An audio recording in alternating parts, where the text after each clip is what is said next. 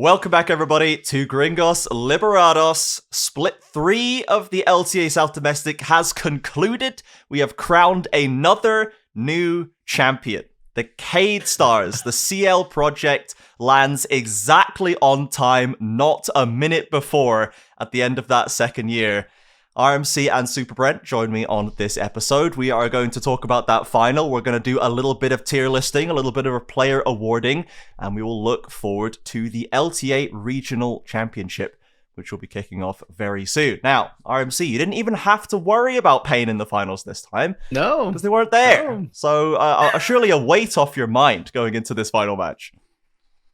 I don't know. It feels more like a corpse strapped to my back right now. I mean, we've been over this the last couple episodes. I don't know what the hell is going on with Pain. They look lost as all hell. In an interview was like, yeah, I know we've got 3 Koreans.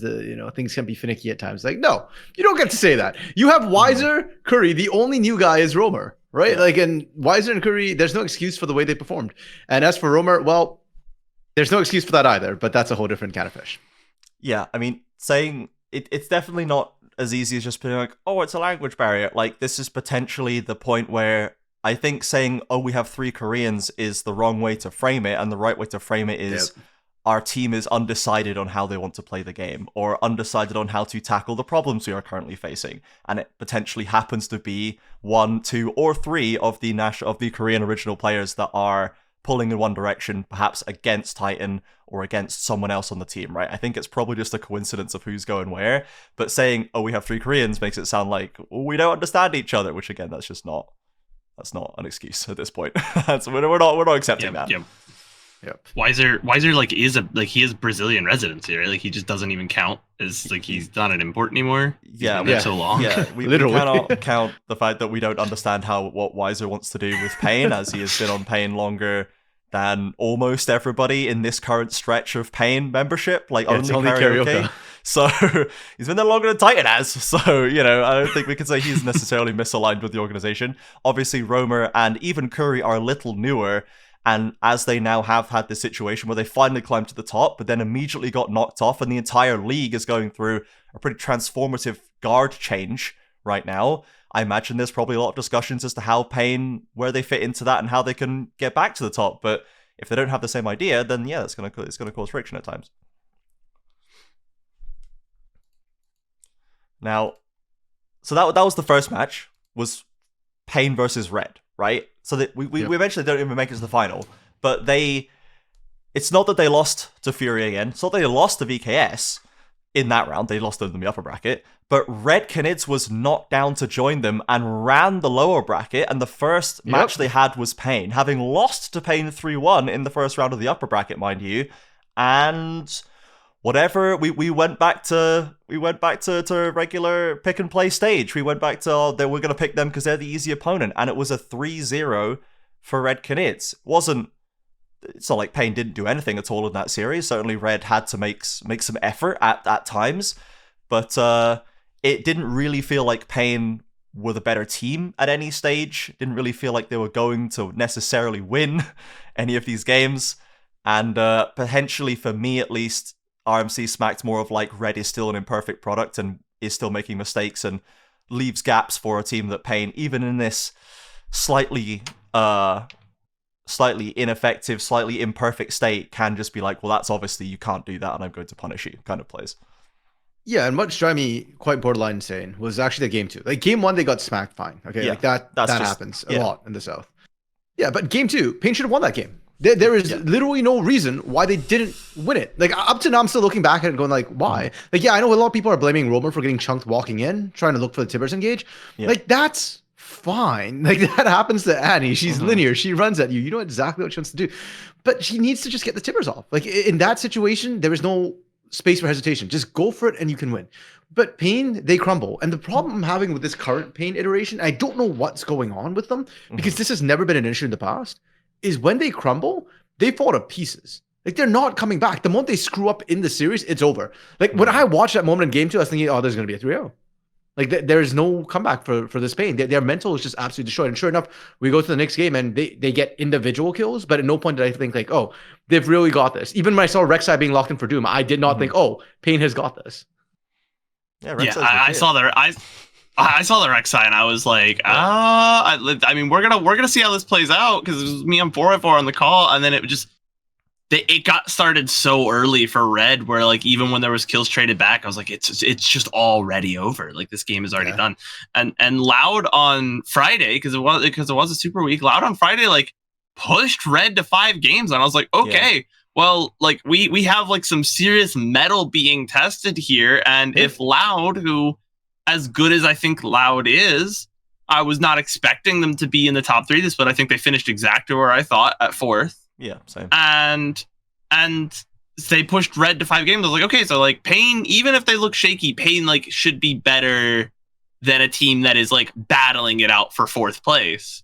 Yeah. And then they just got gapped, and I was wondering, like, should we be sending Loud to champ cross conference at this point? Because like Pain just doesn't look right. Something isn't like gelling.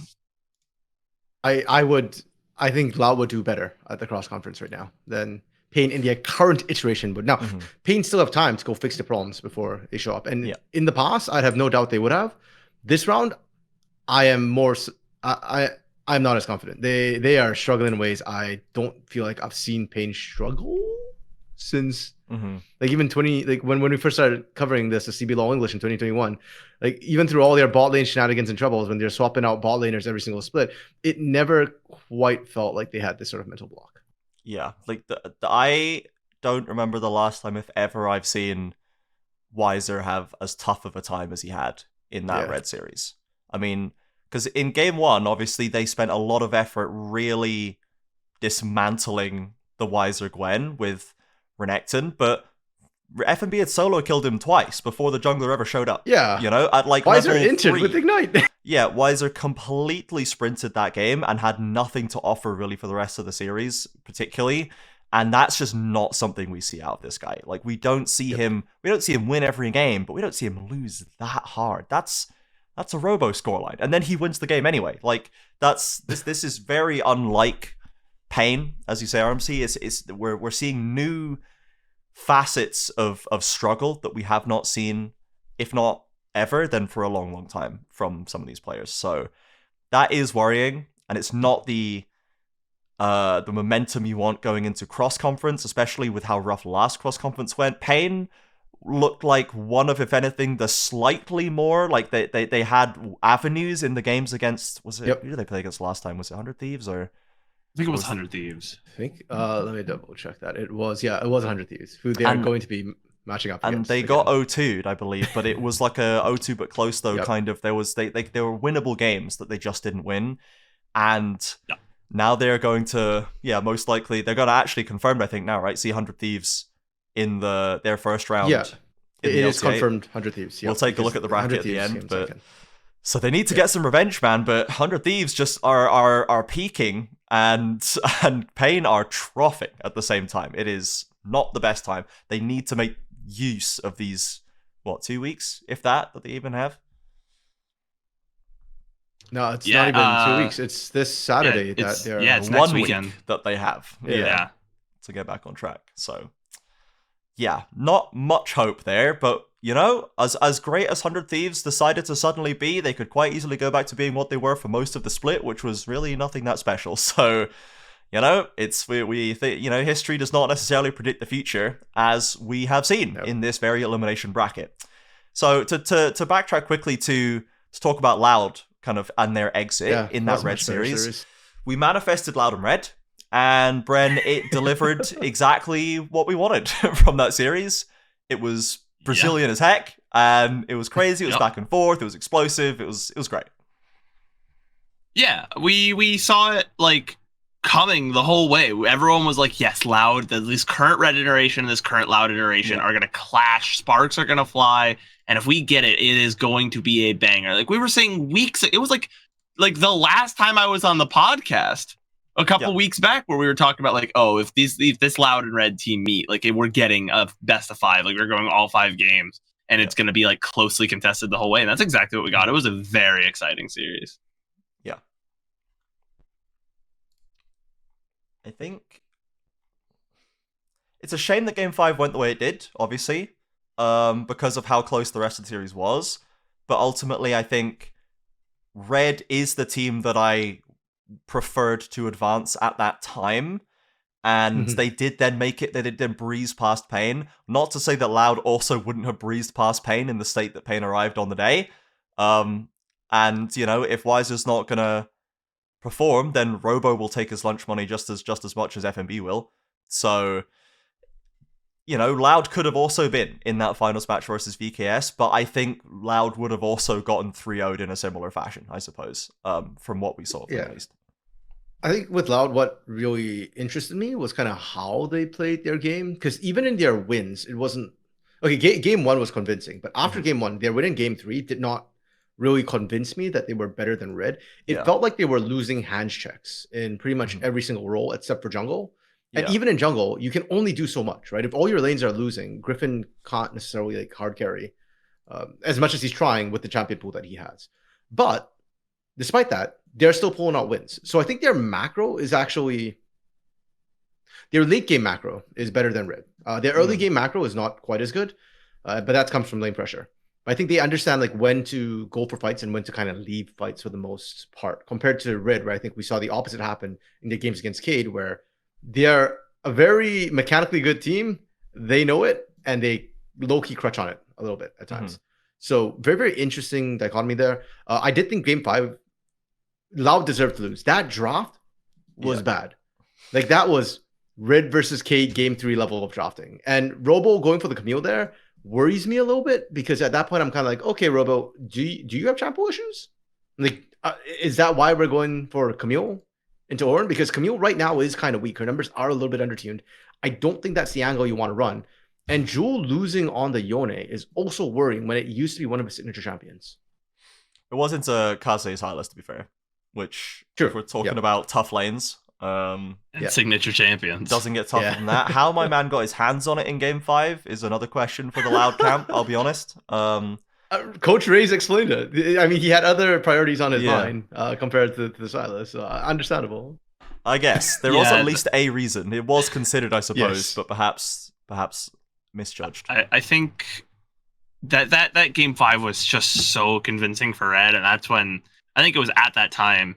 Like, obviously the draft was really bad for Loud. Like that has already been touched on. That was very, very kind of lost the game in champ select kind of moment. But I think the most gold lead Loud ever had during that entire game was 88 gold. Like that was just Red the entire game. Was like, cool. Like, it's one thing to just gap a team in draft, but you have to actually play the game. And there was at 0 point where I was ever even kind of like, oh, maybe Loud could. No, dude, that was an insane performance. And I think that's what gave a lot of confidence for Red going into the next day. And even then, even in the finals, I was like, they can do stuff like that. We've seen it. Yeah, they had to work for it, but they put a decisive stamp on the end, and then put a decisive stamp on the next series, and they certainly carried them forward, I think, pretty well. Now, Pain having stepped aside for Red, leaving VKS from that top side, and both teams certainly play well when the momentum is in their favor. And it did feel like VKS, despite the fact that they had to wait, they had to wait for the lower bracket to continue, and they were just kind of, the last thing we saw was the Pain match. They certainly still came in and looked like exactly the same. We're kind of still waiting for the shoe to drop with VKS because of how suddenly it all clicked. I'm still subconsciously waiting for it to fall apart at the same speed, and it isn't. And we're going to cross conference, and maybe it's going to happen there, but like I'm constantly going to be terrified for them to just turn back into a pumpkin, it's all happened so fast, RFC, and I just don't know. And folks say I'm biased against Keyd. I'm a believer in Keyd now. Dude, I need them to carry this into cross regional, because we really want to do well this time. We want to write a better narrative than last time, and Keyd looked fucking phenomenal. They look absolutely insane. They look so good. I was. Go ahead. That's what I was gonna say. They remind me of FURIA from Split 2 right now. Like they look just as good, if not better. So I'm actually very hopeful for them going into this cross conference. Yeah, and I was like very vocal about some of the changes VKS made, and I'm like, okay, are these immediate upgrades? Like, are we seeing like any return? But they have kind of you can't argue with results, right? They have silenced me. They've proved me wrong. Trimby has. I was like, is Trimby really that much better than Pro Delta? It just doesn't seem like there's like that much advantage in breaking up like someone that already knew the game plan, already knew the bot lane strategy, and bringing in this guy that, like, in fairness, SeeEl had worked with in the past, had won a split with in the past in the LEC, but. They like Trimby looks good. He came in and like at the end of this year, he has been playing. I think he's definitively at least a top 2, if not the best support in the league right now. And I think the changes have worked. Like we there's a sound clip. Obviously, it's on the Discord being shared around of Trajan talking about the GOAT Bull, and haha, isn't that funny? But he genuinely might be the GOAT right now. Did you see that guy? He kind of is. Like, he's still doing exactly what he needs to do. He's losing lanes without going down that much in pressure and CS. He's winning matchups when he's given a winning matchup to win. Like, we're actually getting the versatility from Bull that isn't just he only performs on carries, and isn't just he can't like beat the top laners in skill and there's nothing else he can offer on weak side. He can do it all at this point, and has been doing it all now for 10 straight games basically. So there's just how can it have been so buried until now? It's the same thing as Dishonest. Right? Like, for the longest time, Dishonest had like all this potential, and then on all the rosters that he was on, he didn't quite pop off. And then SeeEl got his hands on him. And I think that's why the conversation for me, for Keyd, is more sort of coaching, right? Like, for FURIA, a lot of people are like, okay, FURIA's team has so much skill. We know that individually, Gigo, Tuts, Tatu, Ayu, Jojo, individually have shown that they're incredibly skilled. So Thinkard kind of getting them together and working together, like, some of what Thinkard does is being obscured by just the sheer talent that his roster has. But I think this is why there's so much conversation about SeeEl being the best coach in the South and the biggest import we've ever had, even more than, Drimby, than, whatever, Wiser or Croc or whatever. People are talking about SeeEl because he took a roster that people didn't expect. And let's not forget, he talked big talk. To a certain extent, SeeEl got very lucky. Miryu went on the open market. If he doesn't have Miryu, I don't think this roster wins. I think they do well. True. No, that's but they don't win. Yeah, but that's very true. What he did with Morteus, Trimby, Desamis, and Bull is nothing short of a miracle. So huge props to him as a coach for being able to do that. And Smalley too. I don't know exactly like to what extent Smalley affects things. I know that in draft he's a very vocal voice for their draft. But this combination of SeeEl and Smalley seems to have worked wonders with this roster and making them click together. Yeah. So for the red side of this series, games 1 and 2 were pretty hopeless. It did seem like it took until game 3 for them to get a shot, which then went down to the wire and went deep into the late game, which VKS ultimately clutched up in. But I definitely... You had questions for this on the cast RMC about how Red were trying to use Kaze critically in that series. Because it took until never for us to get like a proper agency pick from him. We had Talia in game 1, which was also, I think, a game that he lost against Loud. And I just don't know what the thinking is in terms of giving this to Kaze to try to make the best use out of this player. We had Orianna, which I think he's good at and does give him more in lane, but still ultimately wasn't able to have too much of an impact on. But again, in a game where most of the map is on fire and Orianna's not really a champ that can... It's very rare that Orianna can be the deciding factor. And game 3 is on the rise, which again, he's good at. He plays well, but again, it's he can't do it all himself. He cannot do it all himself in these picks. And against Miryu, who, when he was on the Akali, was doing it all himself. Like, he's the Miryu Akali. He wasn't on those picks every time. The Victor, he was sitting back on the Victor and just chilling out. But on the Annie and the Akali, that you can take the game by the scruff of the neck, he absolutely was. And that's the Miryu that we've seen all split. But we didn't give Kaze the tools to go toe-to-toe with him, it felt like, in that influence on the game. And we just didn't have, and Red, I think, as you say, trades on the hands still a little bit more than they maybe should, and Kaze has some of the best hands in the league, and that's why it's a large reason why they're here, right? In the same way that VKS probably doesn't win without Miryu, I don't think Red's here without Kaze, like, not in the final, surely. Yep. No, 100% I'd agree with that. I mean, a lot of people did step up on Red. Like, I do think they have carries in every single role, but without Kazi, I agree. I don't think they make it all the way to the finals. I think they trip over Loud, for example, because that got pretty darn close already. What I will say for Red in their defense, and I said this on broadcast too, they had to play 3 back-to-back best of 5s. And I'm not saying the format is unfair, because we've been screaming for years that whoever's in the upper bracket should get some sort of advantage besides just first game side selection. So I'm okay with the format. But it does mean that Red had a grinder to get here. And I do believe they were just kind of tired. Like, Frosty was making a lot of uncharacteristic mistakes in that series.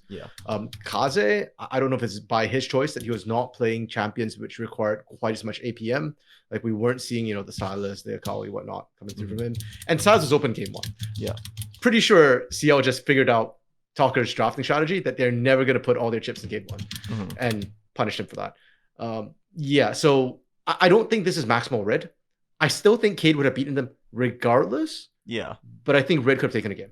Yeah, for sure. Red maybe clutches up and gets game 3 if they're refreshed, at the very least. But yeah, I mean, in game 1, I just felt like the Red draft, I don't really know how they win, who they're winning through, I suppose, in game 1 into the matchups that they had.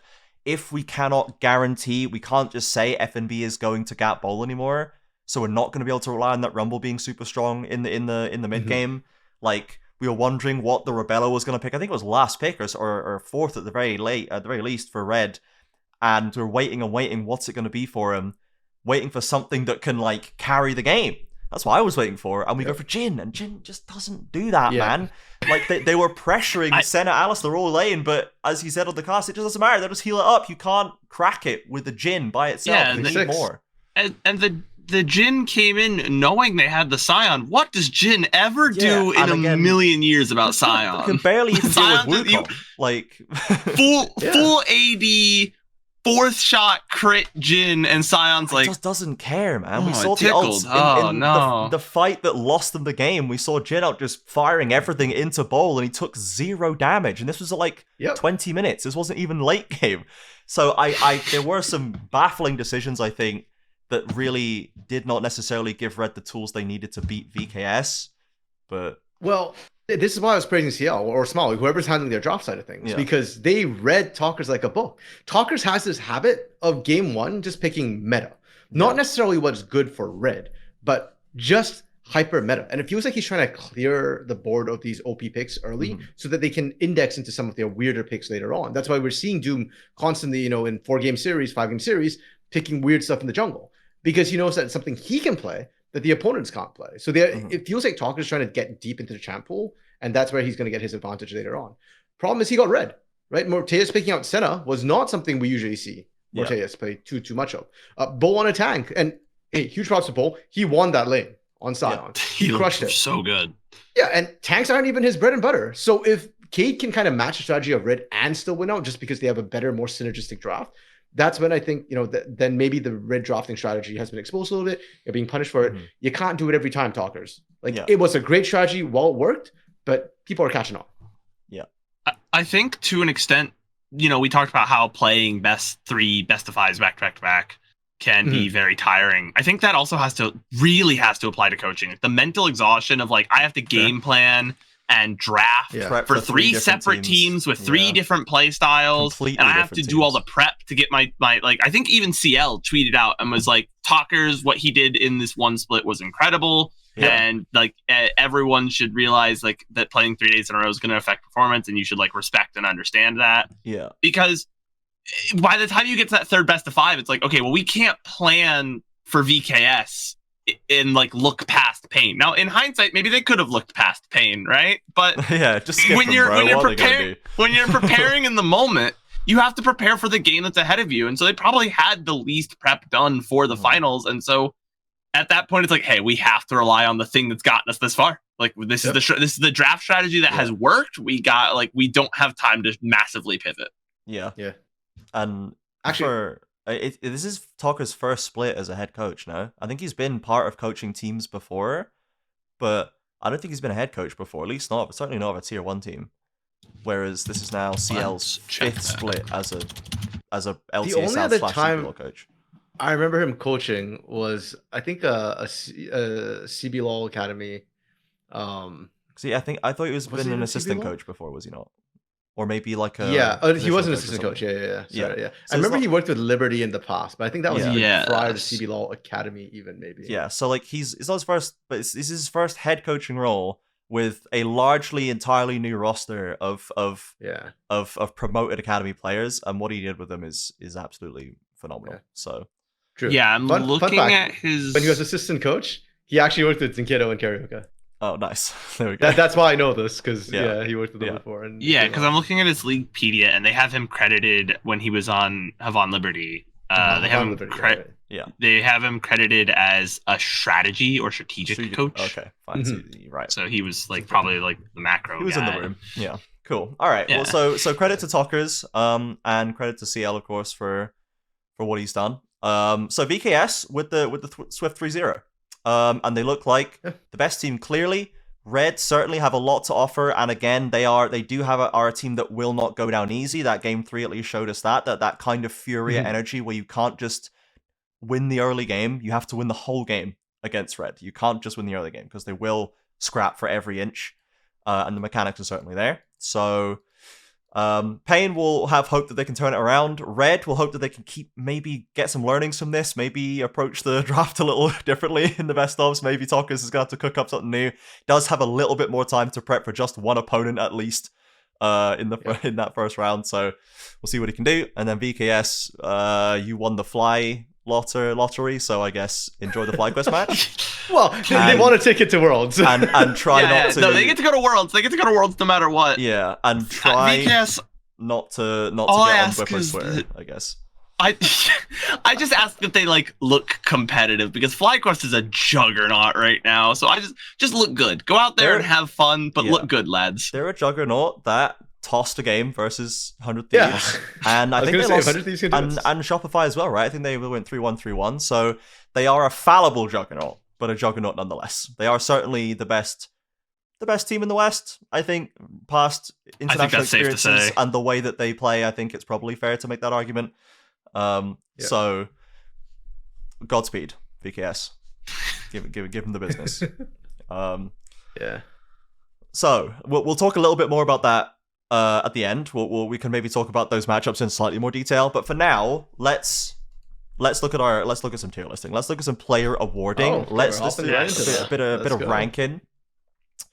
So while I get this up onto the stream, RMC, can you let us know who we have as eligible rookies for this split? Because we have had some new people, but also some new people are not actual rookies. So yeah, so this split, and granted, it's split 3, so it's not a surprise that we don't have that many rookies. We've only got 2 rookies that kind of fit the criteria of not having played a majority of a tier 1 split, and that's Griffin and Rebello, weirdly enough. So the other sort of options that we're double checking was Jewel, but Jewel has played before in the LJL.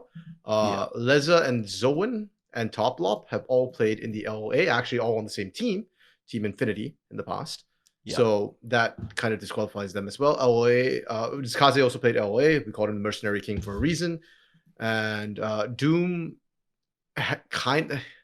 Doom, first of all, I already split some time, so I'm not 100% sure if we want to include Doom, whether he's... Doom, because he's done, I think he's done enough of the previous splits to not count.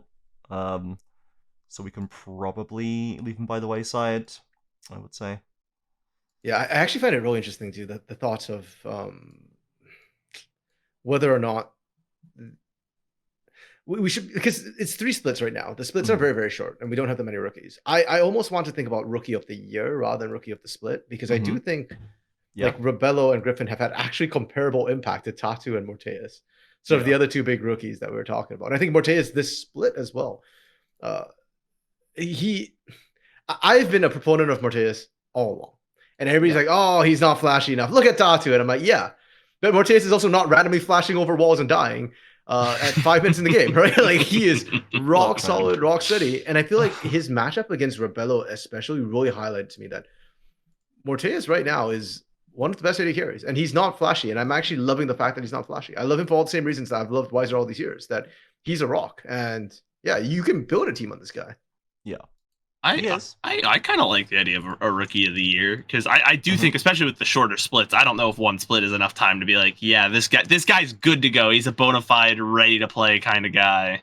Yeah. After one split, there's just so few games played. Yeah, it would be a big ask perhaps to go for that, but I'm down to do a rookie of the year for sure. I think that we can easily justify that. Now, I think we've got that sorted, so let's just... Okay. So, we have our teams all sitting ready. So let's get cracking, all right? Top left, top lane. Now, okay. We usually it's Gigo, it's Wiser, it's Robo, it's FNB in some order. However, given the elimination phase and the certain drop-offs we may have seen from a couple of our teams and a couple of our top laners, this maybe needs to be a different discussion. Now, Bren, you were already kind of talking a little bit about this before we went live. So, who is still legitimate in your eyes for us to start thinking about S tier top laners? I think... Are we is this tier list supposed to be like the whole season, the whole year, or is this for this specific split? This is this split. Just this split. Just this split. Yeah. So just this split, I think it legitimately might be Bull as the number one S tier top laner. Yeah. Because like the body of work for Robo all season, we've been talking about how like this has been his most consistent season. He's looked so good. But if any of the three splits were his weakest one, it would really be this one. He kind of had some shaky moments towards the end where I was like, no, Robo, please don't do that. Don't do that to me. I've been like your biggest fan this year. Come on. Yeah. But Bull has just been like amazing. Like we talked about, he used to only be able to play carries. His best game in that Red series for the finals, I think, was the Scion game. He looked like just an unstoppable menace on that guy. Yeah. And he ran the gauntlet of Gigo, Wiser, and FNB in the elimination series. And didn't the have only to one he didn't face was Robo. Who arguably could be considered as the best performer out of that lot. I think FNB's had a very good split as well, or at least a much better split. But Wiser and Gigo certainly did not hit in elimination phase. Now, is that because they were laning against Bull and Bull's the GOAT? We consider this, you know? Perhaps they simply got gapped so hard that they looked terrible. By comparison. I don't know. That's my guy right now. That's not an excuse. You faced Bull once, and then Wiser had FNB, and Gigo had Robo, and both of them got crushed. They got crushed again. Yeah, no, that's true. That's fairly argued and a reasonable point made. So I think we just have to. I have to admit to myself that Bull, as at this point at the end of Split 3, my guy's the best top laner now, and it happened in 2 weeks. Yeah, but he just is. He just is now. So I think a lot of VKS players kind of can start making arguments for this because of how well their elimination bracket went.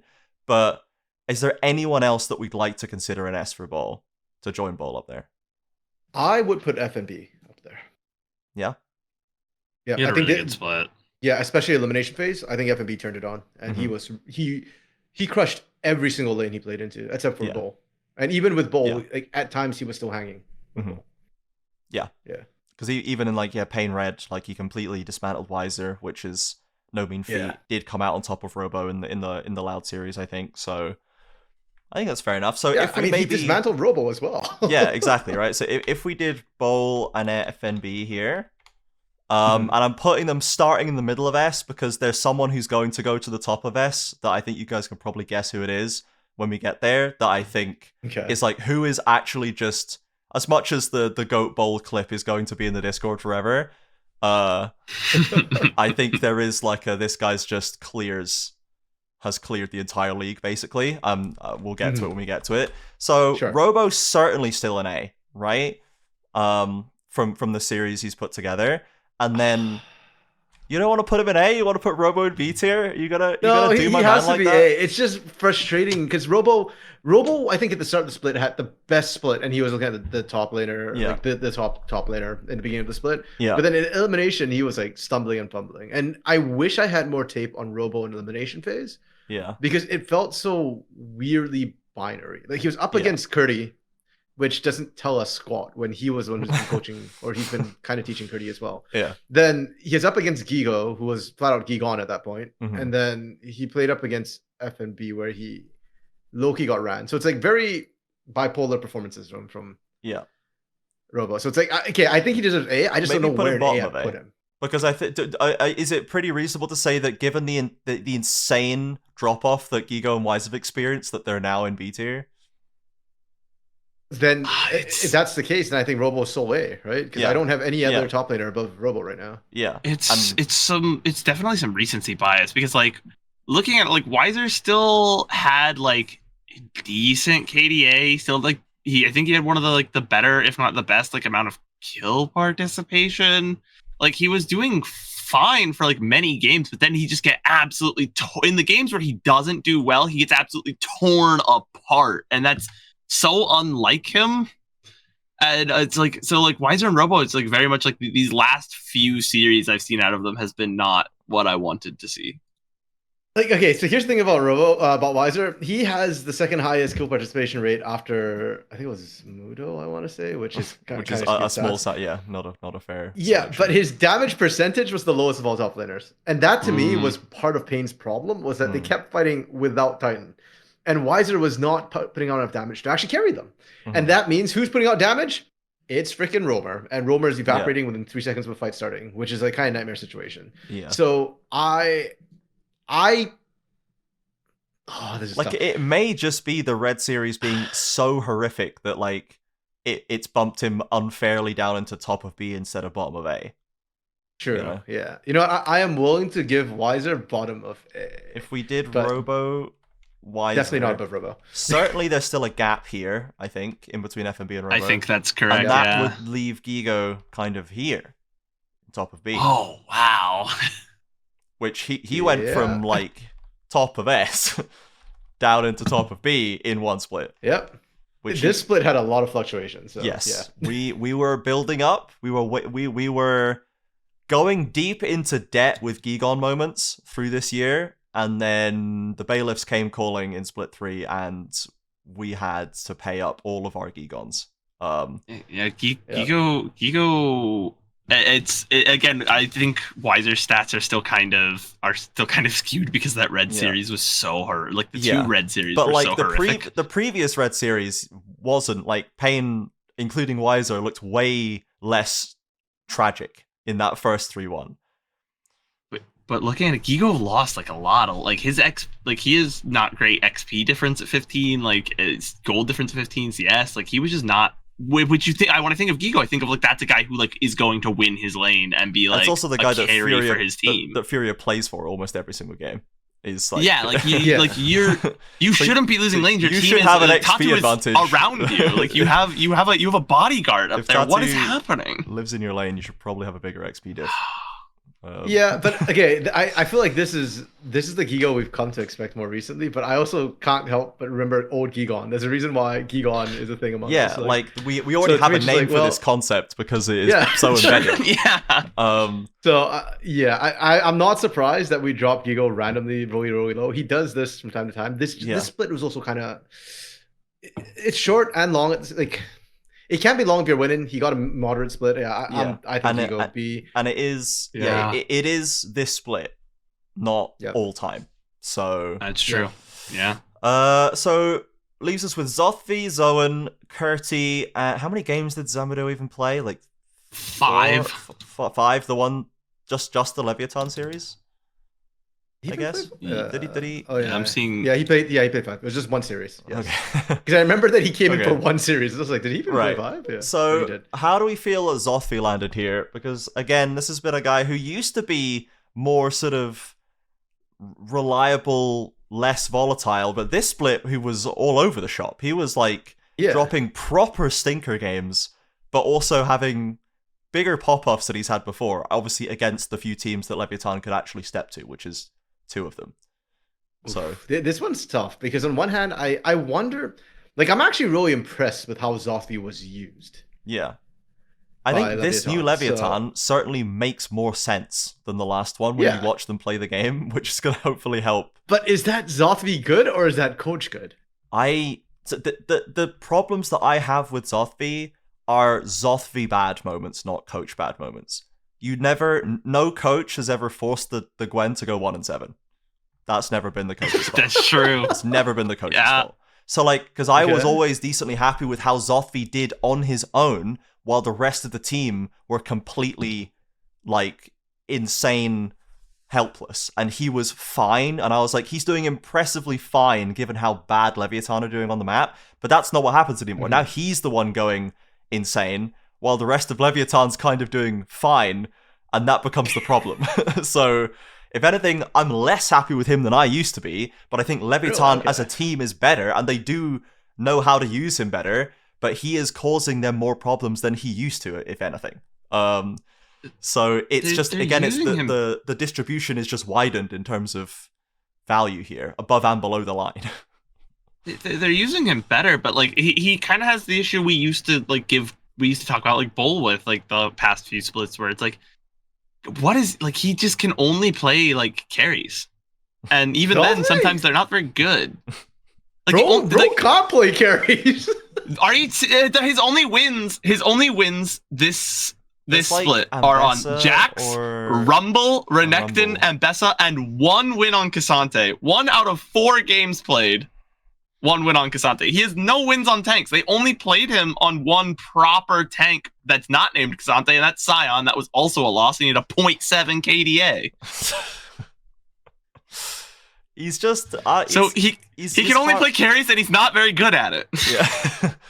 That does kind of sound like Bull, but maybe like 2024 split 1, or... Sorry, not split 1. 2025 split 1. 2025 split 1, or like Red Bull. That's kind of like Red Bull. Yeah. I find it hard to tell what Zothvi's doing, like I say, because he's become way less consistent in my eyes. The team is better, but I feel like he's actually become slightly less useful individually, or at least he's become harder to like manage individually. I don't know. It's weird. Do we think there's a chance that he sneaks into bottom of B, or does he live in C? You know, I think he's a C tier gamer. I'd put him top of C, I think. But, you know what? My attitude towards this is my same attitude towards Zothvi. I do not feel strongly enough to... Yeah, let's put him top of C. Because like he was having Gigon games, you know, but sure, he's Zothvi. And that's we shouldn't be doing that. Curti, solid C, my man. C for Curti. It's right there in his name. Oh, poor Curti.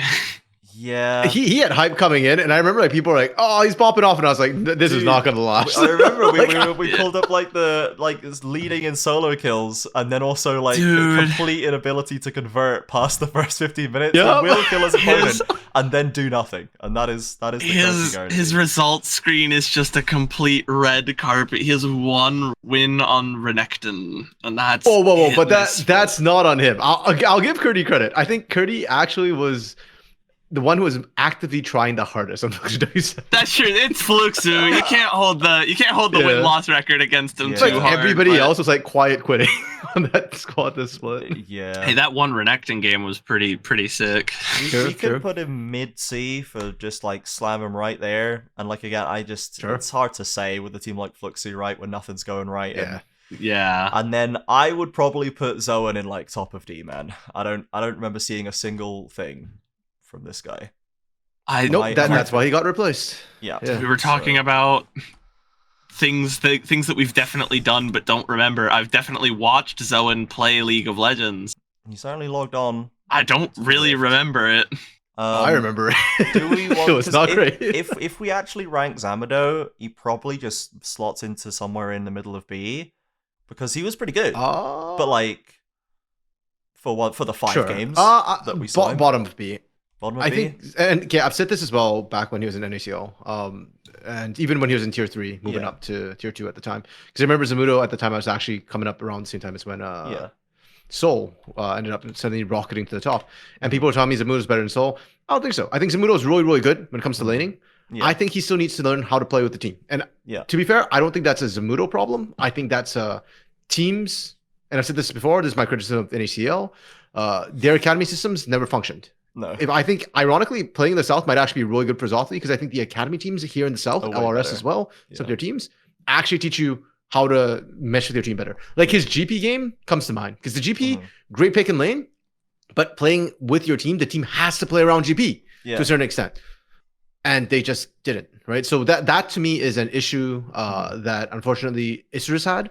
I'm hoping that in the promo series, promo relegation, that they're able to kind of integrate Zamudo a little bit better, and hopefully Zamudo gets to learn how to play, with a 5-man squad at a tier 1, tier 2 level, instead of like the crap that sometimes he has to deal with. Yeah. So you can chill in the bottom of B. Nice, good start. We'll see what happens. Who's he going to? Was he on loan, or who's he actually starting with?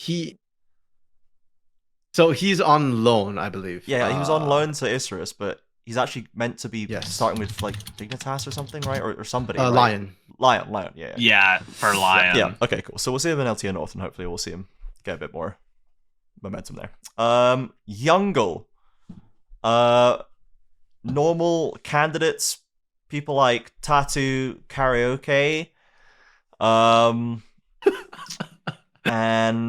I will say that I think for me, the most in terms of, you were saying RMC about like Curti being the one trying the hardest as Fluxu was crashing and burning, felt like Tattoo I think for me was trying the hardest on Furia while they were crashing and burning, while mid completely evaporated, Gigon reared his head, and then I guess Ayu and Jojo they're just not at the point where I think they can solo carry Furia games, it seems. Like, they never really have been the primary win condition of Furia, and they're still not.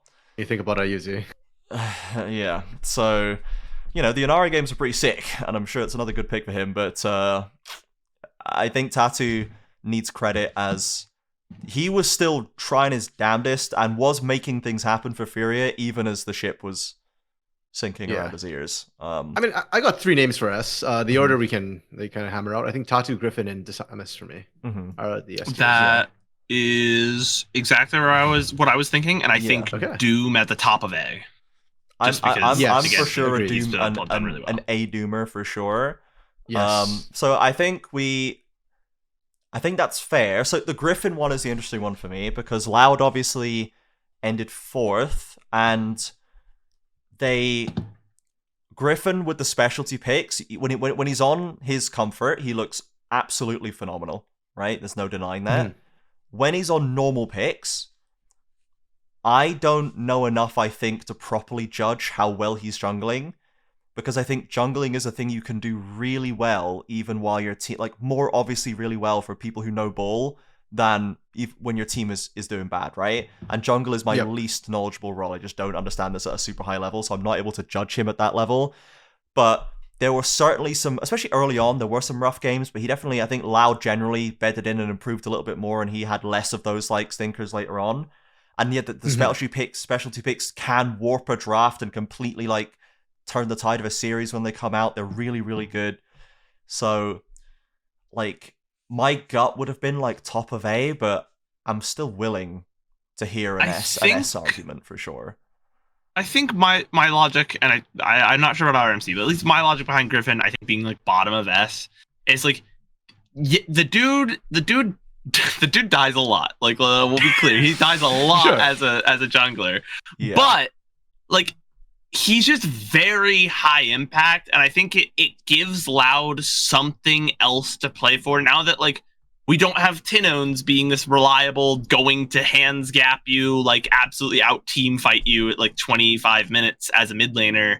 Like, he gives them just this new angle, and while it's not always like consistent and it's very like high risk, high reward, when it works, it looks so good, and it gives Loud just so many different ways to play out the game that like other teams just can't match. Yeah. Yep. So fully agree. That's my logic behind it. Yep. My logic is pretty similar. I think his rewards outweigh his risk significantly. I mean, yes, he had some really bad, like the Pantheon game in game game 3 against Red. Like he hinted that. He had some horrific outplacements that just screwed the entire fight from the get-go. But at the same time, like generally speaking, it pays off more often than it's not. And the other thing for me for Griffin is the intangibles that he's bringing to Loud. I think he really helps the energy, especially with Redbird. I think Redbird, Buddy's been abused by Loud way too many times. And I think Griffin, the connection with Redbird and the macro that they're exerting together is massive. And that's one of the big reasons why Loud, despite the fact that they're down early gold, they screwed their early game.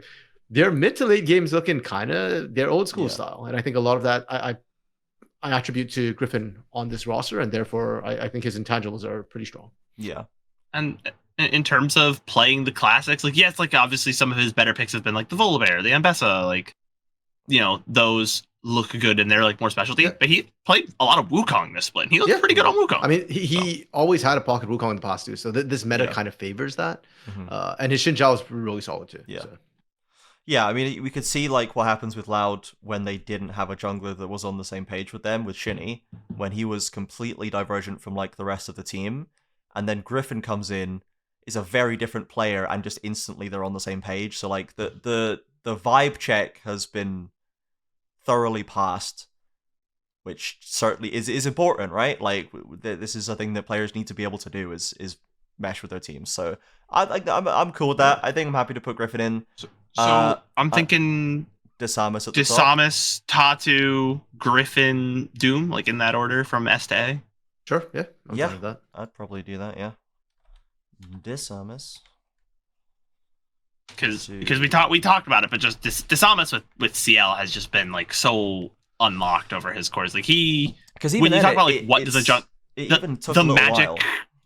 The magic voodoo that junglers have to do to like be good at the game because they just don't play the same game as everyone else. Desamus is just, that guy is omnipresent, just everywhere on the map, constantly fixing problems. Like he is just this unknowable wraith that just appears and makes everyone else on the enemy team's life worse and then leaves. Yeah, Desamus when he's on form, that the early game impact, we saw some of it on Liberty, like the Lee Sin games on Liberty. We could see like this guy cooks. Actually, this guy is onto something right now. So, and even then, it has taken, I think, to this split for Desamus to fully ascend. He's been closer and closer every single split, like 90% there, then he's 95% of the way there. Now he's this elimination phase was 100% there, and it has taken SeeEl 2 years to do that. I feel like we saw this last year already from Desamus at moments. Even at this moments, split, I'd right? argue, That's the thing. At moments. Well, I'd argue it's still at moments to split. Elimination phase, yeah. But where was he in the pick and play phase, right? Like Desamus was I8, but him and Trimby were not connecting, and I think that's why they even had the episode where I'm pretty sure Keyd Stars knew that was a problem. Yeah. And so they put out that episode once it finally clicked that, hey, actually, no, we're fine now. But like everybody knew Desamus and Trimby were not connecting. So even then, I do kind of think like Desamus, it's still the issue that I want to see it more consistently. I'm putting him in top just because I think everybody else has been more inconsistent than him. Yeah. Like the only one who's been more consistent is Doom, but Doom's highs are not as high as Desamus's highs. Yeah. So yeah. Yeah, Doom has been so solid, man. So solid. Rock solid. And has in the same way that Griffin has a Volibear and has an Ambessa, Doom's got an Italy. Doom's got a Rek'Sai. Like, Doom can throw curveballs. No, man.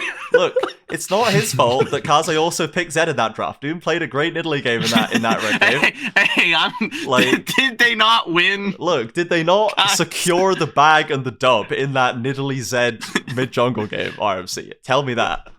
They secured me a straight jacket that game. Yeah, that's what they secured. And I thought that his Nidalee game in game 3 against VKS was pretty good as well. Like, they knew what he needed to do with it. He didn't like snowball the whole, because if he had snowballed the whole game, they would have won probably. But he got early gold, was doing damage in fights, was trying to like poke with spears and then engage. Like he's doing what he's supposed to do, and he didn't like run into enemy jungle. Nidalee sucks. Look, Nidalee might suck, right?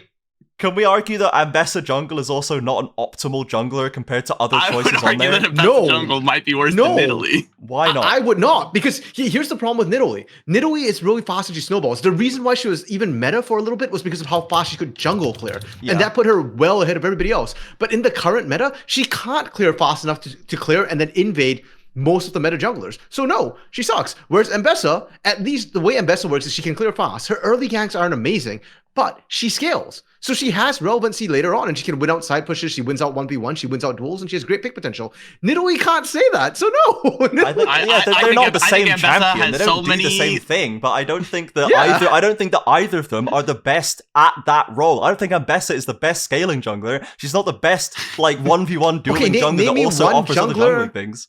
Name me one jungler who can do what Mbessa does. Which is 1v1 on side lane and scale? Like later on, 1v1? Yeah. Jax. Like have that threat. Jax. Melveth. Jax. Oh, Jax? Better. I'd argue. At split pushing. Okay, sure, I'll give you that one. Sure. So like, my point is not that solo queue or pro play, because Briar exists right now in solo queue, and she's a terror. No, Briar does not scale well. Briar is the new champion. So like, my point is not that Mbessa is a bad jungler. My point is that Mbessa is not the optimal jungler, and neither is Nidalee, right? So like, okay, I'll give you that, but Nidalee's a lot more suboptimal than Mbessa. Right, I think that's an argument that I'm happy to receive, because like I say, I'm not a good enough jungler to say for sure, but anyway, so they have pocket picks is my point, and that is useful in Fearless, but Doom can also play, you know, Sedge, Wukong, whatever. Like, I prefer him on more like active, aggressive things, I suppose, but he's shown more depth, where before he was just playing like, it was like Vi Xin, and he was just playing Vi and Xin kind of okay, but not really doing much, and there was that one Neferi game that just kind of worked somehow. But he's shown more depth, he's shown more impact on those usual champions as well. So there's like a nice steady improvement curve for Doom, which I'm liking. So that's good. So so Karaoke, who went from Split 2 going to like absolutely monstering Split 2, and I feel like part of Split 3 as well, if I'm not mistaken. Like, I'm trying to remember when the Karaoke pop-offs stopped He's the happening. second. Well, Karaoke was the second best player on that team. I don't think any of their losses I'd attribute to Karaoke. And worse, I'd say that, okay, he wasn't the Prince of Thieves this round. Like, he wasn't smite stealing everything he walked into. Yeah. But I think he was fine. I think he was okay. I'd give him bottom A, top of B. Mm-hmm.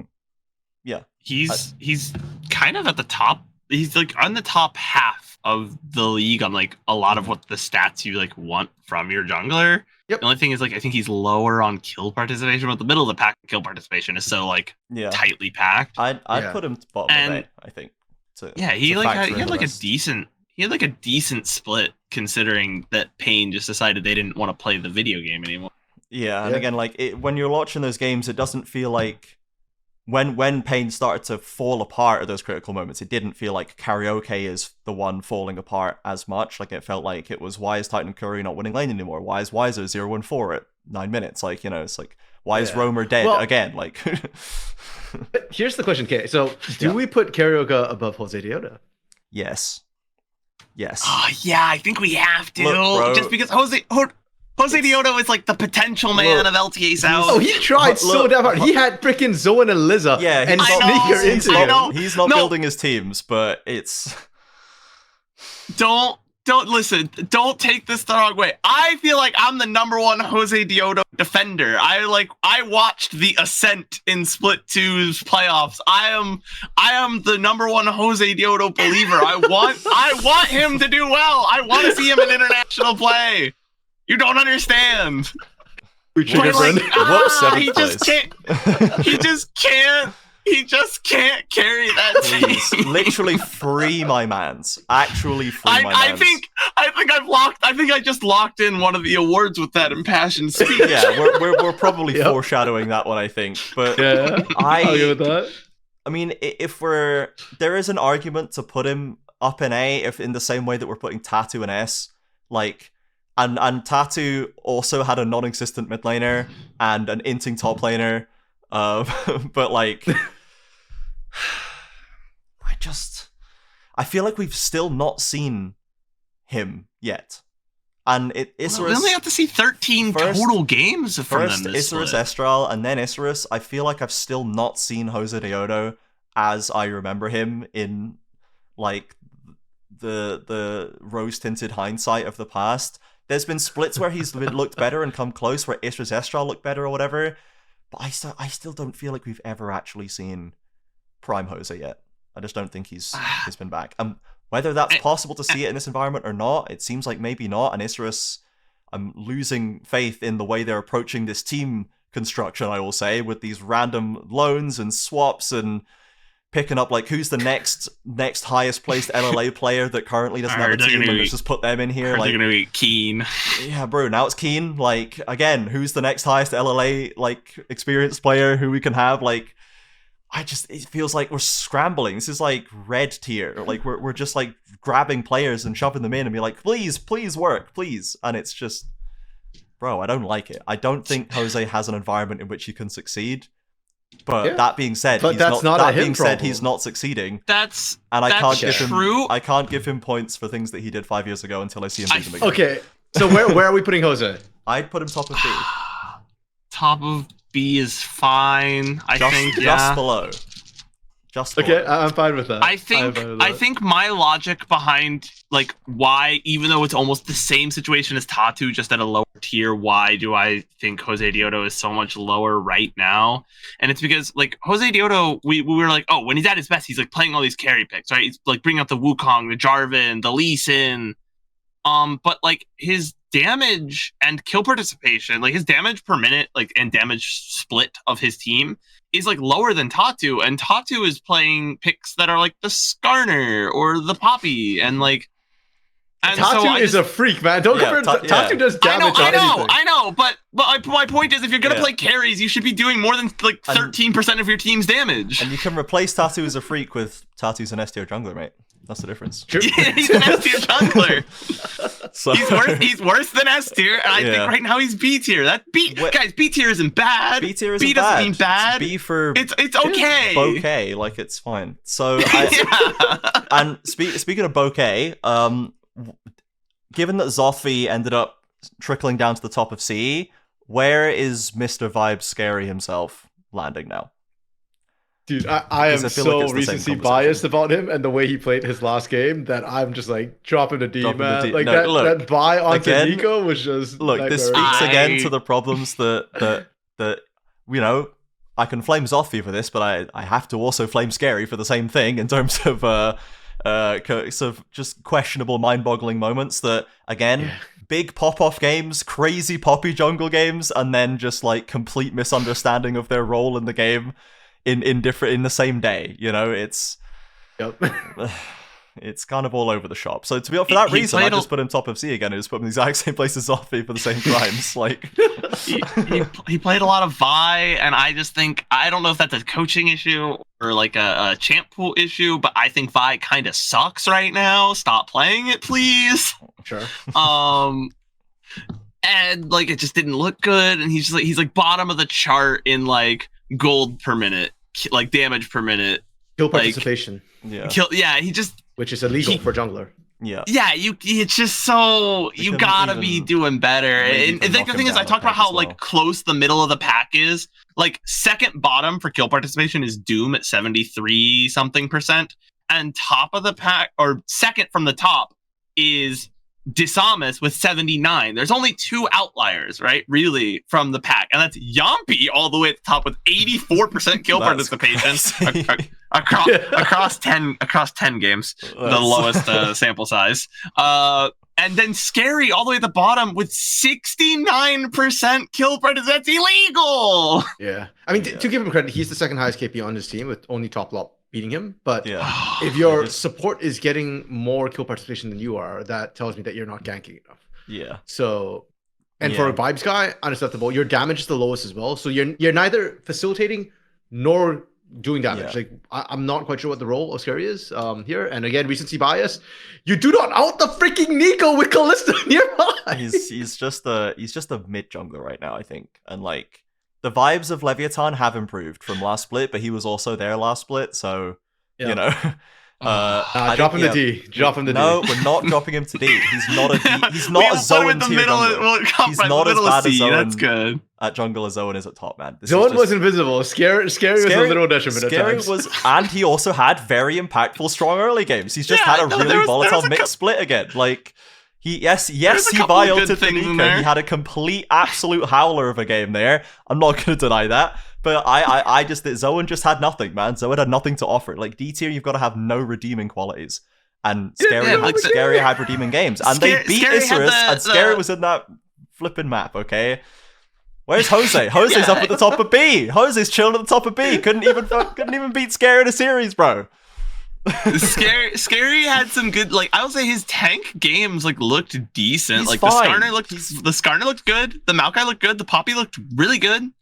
The Sejuani lost, but like it looked fine on its own. I will give you all this, and I will claim my pound of flesh in a different category later. He's just not an elite jungler, and we actually have a lot of elite junglers now, because Doom was also meant to be not an elite jungler, but he's up there now. Sure. Karaoke, Jose, Griffin, Tatu, and Asamis are all proven quality. That's more than half the league. With Doom joining him. Scary by comparison to a jungle role that used to be pretty suspicious in this region is now kind of stacked all of a sudden. And I think Scary's just been left behind. So he's not D tier. He's just, there's a big gap. There's a tier and a bit, between him and Jose. I think that's fair. And Jose, there's also arguments that we're being harsh to him that we've already covered, right? Now, Yampy, the king of kill participation. Ooh. Apparently. There's a man who did absolutely nothing this split. Apart from participate in most of... What did he do this split? I think he drove most of the action in Fluxo W7M games. Now, if that's positive or negative impact, that's a different question. But he participated. He made things happen, for better or for worse. He did make things happen. That is he was like very present. Like when if Fluxo was fighting, Yampy was there fighting with them. The problem is that meant he really did die more often than he killed people, but... Is he bottom of C or is he in D? To simplify the question. It's really tough, man. Like, statistically, to the eye test, Yampy should probably be B or C. But the way he keeps losing tells me something is fundamentally wrong here. Like, all the rosters he's been on... Yeah, all the rosters he's been on recently have kind of met the same results. I feel like he's in the shinny category, where it's like, he kind of looks good, but he's kind of cursed. And that means intangibles, usually, to me. If somebody just looks cursed, it's probably intangibles. Yeah. And I can't tell what the intangibles are. So I don't think I can put him in B. I don't want to put him in D. So probably in C. I'm okay putting him in bottom of C. Like bottom of C? Yeah, I just feel like maybe Yampy's not the right guy. Well, okay, arguing that anyone's the right guy for this roster is hard. But maybe Yampy's just like not it for these guys. Because like he drives the action, but like it doesn't result in anything. Like there's no positive. Again, that's hard to judge. It's hard to judge anyone on this Fluxo roster because like is the roster just that poorly constructed? Is everyone here just bad? They just ripped out like I can't wait till we get to support so I can absolutely rag on my boy Pro Delta, who I've been the number one Pro Delta defender. Look, they ripped out the top side, and Hedam was arguably one of the brighter spots last split, in my opinion. And Fu lost the magic and lost the light behind his eyes in this split. Marvin as well to some extent, and as you say, we'll get to Prods, who has been a fugitive from the law from quite a while now. So I just there's certainly nothing really to elevate on this roster, and Yampy couldn't elevate it, but that's not necessarily to say that he's D tier. So let's put him bottom of C. We'll give him some credit for some eye test. Fine, yeah. Right. Mid lane. I think you're better than Scary, Yampy. That's fine. You can think that. Easy. Right, that's more scary than Yampy. Fear of my life, Miryu, get in there, Mike. Miryu's number one, unquestionably. This was my initial. This is why Bowl has to go middle of S, because Miryu needs to be at the top of S. If we didn't have so many S tier junglers, I would have also put Dasamis middle of S, just because I want Miryu to be at the top of the pile, because he's the best. He's just the best. He might be the single greatest single split acquisition where one change just made a team fantastic. Titan exists. Titan existed. So but that took Pain from second to first. Miryu took VKS from fifth to first or fourth to first in one split in a fake format. So in a fake format. That's key. Yeah. Titan had to do it in a really tough circumstances. Titan, for Pain, Titan did decurse Pain, but and Croc for Loud was another one, I think. Croc for Loud is also another one that activated that Loud roster. But Miryu was in the conversation, I think, as sure, Miryu's in the conversation. I would say he's number one of best acquisitions. I would say he's indisputable. We'll see how future splits go, right? Because Croc did that and then it started a dynasty on Loud. We'll see if Miryu can do the same with Keyd Stars. So Kaze, Miri, number Miri's 2. at the top. Kaze, yep. I mean, good joy. Yeah. Easy. So, Next. now, house. No, I'm kidding. Well, no. Hold up. Tra- Actually, There's genuinely- like an argument that House Yeah. is the next best mid laner Yeah. because Yeah. Romer. Like, are we Yes, gonna say it's but- Romer? what No, we're not, not look, this split. what we're Romer not is in saying the it's Fu?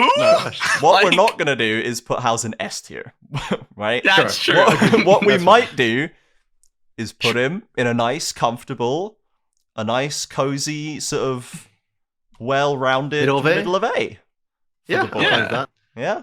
Trajan, the number one House unbeliever. The number one House realist that is, and that's the thing. I've always been a House realist. That's the thing. Just no one believed me before when he was the No GOAT. one believes And now they me. believe me now when I admit that he is no longer the GOAT. You know what I mean? I've always been correct. It's just that he's a little worse now. So I'm the first to admit it. But okay. what Trajan didn't explain is GOAT doesn't stand for greatest of all time. It stands gone on to A tier. Exactly. Okay, so do we have any other A tier mids? Nope. I don't think so. Either. Yeah, no. I got some B tier mids, but I got don't a got lot any of other B tier A-tiers. mids. We've got a healthy crop of B tier mids, man. So Jewel, Tuts, Roamer, in some order. Romer's not getting B tier for me. Okay, I think you're a little harsh on him because Well, you're a I'm- pain Not fan. this split. Not I'm- this split. Like other splits, sure. I've given him A, I think, last split for how he performed in split 2. But Yeah. in split 3, the man was a bleeding, hemorrhaging wound for pain. He is not getting anything. Let's Like, look at I won't drop him like, D, important, but it's important bad. stats for our mid laners is how often are they killing people? How often are they like helping their team win fights, right? And I think on that metric, the person after House has to be Jewel because he was like a cromulent mid laner. Like he Yeah. was A he was perfectly there and he was cromulent good and he was fine. Sure. Yeah, because Jewel was doing a job, as we would say in the UK. Yeah. And sometimes that's playing Ryze and Orianna every single game. You know what I mean? But he's strong as Griffin. Sure. Why not play your Ryze and Orianna every game? Do it. Like. Yeah, I think there's a case for Tuts or for Jewel. I think they have different strengths. You and I are going to be but- fighting over who's dropping their favorite mid laner lower in the tier list because Tuts was completely invisible. If we're talking about bleeding, hemorrhaging gaps on the map, where did Tuts go, bro? Why did he go from middle of S down to completely? I mean, getting yeah, but crushed that's by- a drop. It's not like he was actively like. Okay, what is this? His Well, goal difference if we at want to 15 talk was about not terrible. drops, Bro is getting Like, what look, happened to Tuts- Fu? What happened to Fu? Okay, we'll get to Fu, We'll- but we'll Fu, get down Fu to started Fu. lower, so his drop We'll was get down lower. to Fu. Tuts is kind of net neutral in terms of lane. So because of that, I am not as hard on him as I am on Romer. But I actually think his laning was actually still better than Jules, which I think is a big point. And is a big Choose Tuts. trouble spot for Loud. Yeah. Is it Tuts was a better laner than Jewel. That's crazy? like It certainly didn't feel like mathematically that. That's true. I crazy. can't like Yeah. argue that because the math is math and like it checks out. Yeah. That's crazy. It didn't feel that way. It is crazy, I'll happy but to that's- admit it, but Yeah. The goal Well, difference of okay, 15, it, he's it actually checks out hard. on gold, but I will say Tuts I think is the worst mid laner in the league for XP difference at I 15. swear he was like Like- Sure. running He's it always down been a and bit taking free more- tower And shots his C dying and I way think too that's many because his times in lane. CS is also not good. I mean, it's pretty close for like XP. Yeah. His XP is bad, but his CSD is like ±1 from the average. So I'm kind of okay with that. Yeah. So because of that, I think Tuts and Jewel are pretty similar. I will give Jewel the edge because Yeah. obviously that made it further. So And they yeah, were I better. think Jewel I tested like less of a liability in, especially because even if in the early game statistically Tuts is doing better, it felt like Tuts Sure. was like, especially when Gigon is gone, Furia really needed Tuts to step up again. yes. And And he he was did not. absolutely absent. I would put Jewel Sure. mid and Tuts bottom B. I'm fine to with that, reflect yeah. my ire with Tuts for completely disappearing off the map, which leaves I us am okay with in this. C for probably Romer, I guess, to slot it. I think Romer Yeah, occupies C alone. I feel a bit bad. I would put You Romer feel like bad- mid C you and feel bad for Fu, don't like you? bottom C. I, do. I don't feel bad for But Fu. I'm gonna be honest, believed bro. in you. when we look Chosen back one, at Fu. these Fu games, how bad can we feel for Fu? Like, You were the chosen one. You were was meant the to chosen destroy the mid laner. Fu was meant to be Loud's new mid laner and ascend to the top half of the table again, and he's just that. We've gone in the worst possible direction.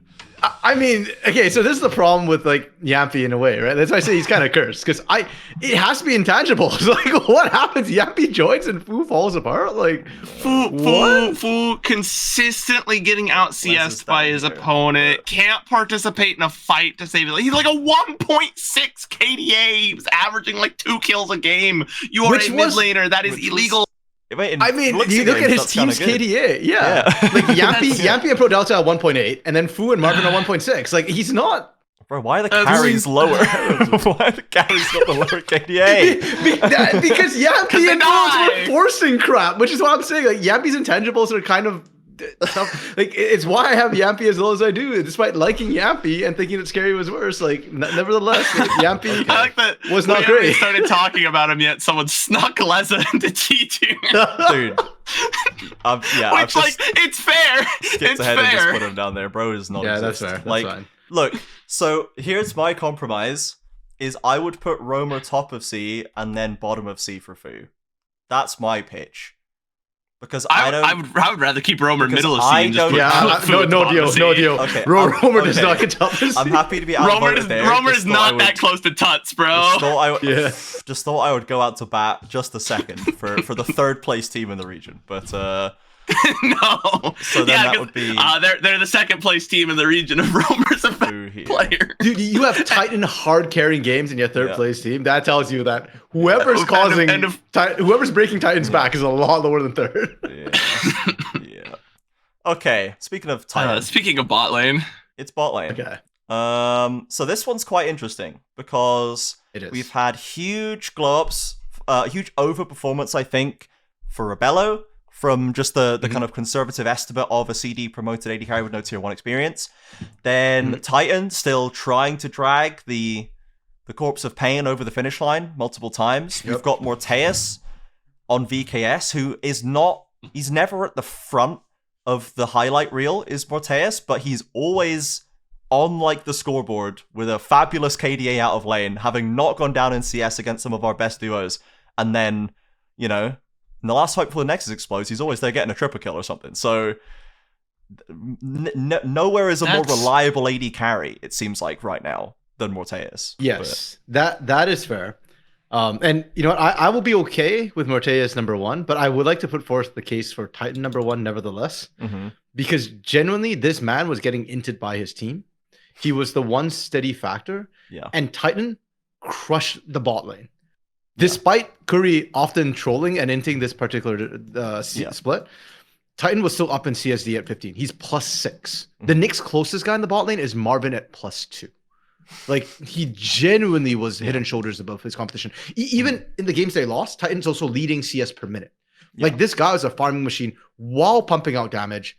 Second highest DPM and damage share of all AD carries. So I'm not sure if it's necessarily put him at number 1, but I will say Titan, I think, has the highest kill participation of any Pain player, which, like, your AD carry has your highest kill participation is kind of insane. Well, no, that's just the Titan. I know it's a Titan effect, but like, you have a jungler, you have a support, they should be roaming and doing things, but I guess Weiser and Roamer don't exist, so yeah, I guess Titan has to have all the kills. Like, well, he also gets a lot of 2v2 and 1v1 kills, right? So, not maybe. He only plays for 2v2, 1v1 fights, but his support runs it down half the time now. So, yeah, I mean, he is leading AD carries in solo kills. He's got 5. Yeah. So, genuinely, actually, that's why his KP is higher. Like, that's not what Morteus does. Morteus does not play for that. And to be honest, it seems like Rebello normally doesn't either. Like, at least for like 1v1 and stuff. Like, he is, again, like, say, a lot of Corki games and like a lot of Rebello pops off in late team fights, kind of similar to Morteus, to be honest. They both pop off really in late fights, but they're not as much of the high pressure as Titan, who does exert more over the game. I do think Rebello is more similar to Titan. It's just that thankfully he doesn't have to do it. Whereas it's Titan, maybe just a team dynamic thing. Yeah, like Rebello has Kaze, like I said, that is also doing I'm the majority okay of the popping. with Morteus 1. I think there is a very strong case for that. I can live with that. But I do think if Morteus is 1, Titan is 2. Yeah, and I would not be upset to have Titan number 1. My wondering here is it Titan, Morteus, S, Rebello top of A, or all three of them in S? I think all three for us, because Rebello's a rookie, and for him to do this in his rookie split to me is absolutely cracked and amazing. Yeah, he played so well during the elimination phase. Like he just yeah, true. Yeah. I think it's interesting where Titan, I'm looking at it like his CS difference at 15 is like very well above everyone else's. Yep. Like he's towards the top of the league in XP difference. He's somehow towards the bottom of the league in gold difference at 15, which how are his opponents picking up gold is the answer. Because he's getting inted by Curry half the time. And the other half the time they're doing the stupid lane swap, which I've been complaining about. Like why are we lane swapping Titan out of a 1v1 or 2? Like, out of the 2v2 when he's got 5 solo kills. And he's got the third highest percent of or he's tied for second for participation of first blood. Or the other thing that randomly happens at 14 minutes, or actually no, before 14 minutes, is 14 minutes. Herald spawns, and then his team decides to fight without him. When Titan's like, "Hey guys, I'm CSing mid, chill," and his team goes, "Leroy Jenkins," and then feeds the enemy AD carry. Like that's literally what happened in the Rid series too. It was just like, oh. He's top of the league in damage per minute. He's second top in damage share because CO is the only guy that exists. Okay. On his team. Right. Okay. I think I'm happy to do Titan, Morteus, Rebello. We are still gonna get flamed for putting Titan over Morteus. Let's go! I would also probably the other way that I would do this is Morteus, Titan, Rebello. Morteus, Titan, Rebello. Which could also be Morteus, Rebello, Titan, depending on how much you take into account when they play against each other. But that's like a team game. It's not a 1v1. I will say this. I would put Titan over Morteus. I am ready to get flamed, but I am also a Pinzechi. You have to make your peace with how much you take. All three of them have been phenomenal this split, and it's really hard to split them, and it really they're almost a 1A, 1B, 1C more than a 1-2. Like these are... Titan and Morteus for sure, I think, depending on your approach and what you value, can be swapped. And then Rebello's right there below them. Sure. Okay, so we've got Ayu, Seo, and Root in the kind of mid-pack teams. Seo, I think, certainly had a much better split than before. Certainly looked like he was able to play a little more. And the feeling that I get is that he's just been kind of jailed. By Leviathan and has been allowed to play, which is cool. Ayu and Jojo have still been good for Furia. They've remained relatively consistent, I think. But again, when Furia needed them to carry, they weren't really able to do it. And then Root is still part of a returning Loud and is actually doing a little bit more. But I think Root certainly I would put at the bottom of the three of them personally, just because that's a vibe check. But there's an argument for Seo as well, given that Leviathan did finish lower, and I don't know if I'm giving Seo too much credit here. I almost want to hit Ding Ayu more. Than Root. Yeah. I think honestly Seo might be the best of those three, because yes, Leviathan finished worse than the other two. But he was and Zothby he had top lop on his team, and he was the only guy that was functional, it felt like, for that Leviathan roster. He had the highest damage percent share of any ADC at 30.3%. He was a third of his team's damage. That's Titan numbers right there. That's actually, genuinely, he's the only guy who's being Titan in damage share. That's crazy. No, Titan is the only one even in the same ballpark as CO for damage. Okay, so here's the thing. CO, I'm thinking bottom of A. Yeah, I could see that. I think I definitely want to give him some recognition for the way he's played out this. For all the reasons that I said Titan number 1, I'm thinking CO bottom of A. Yeah, so this is consistent, at least in methodology. And then by that method, we would then go Root and then Ayu, I think.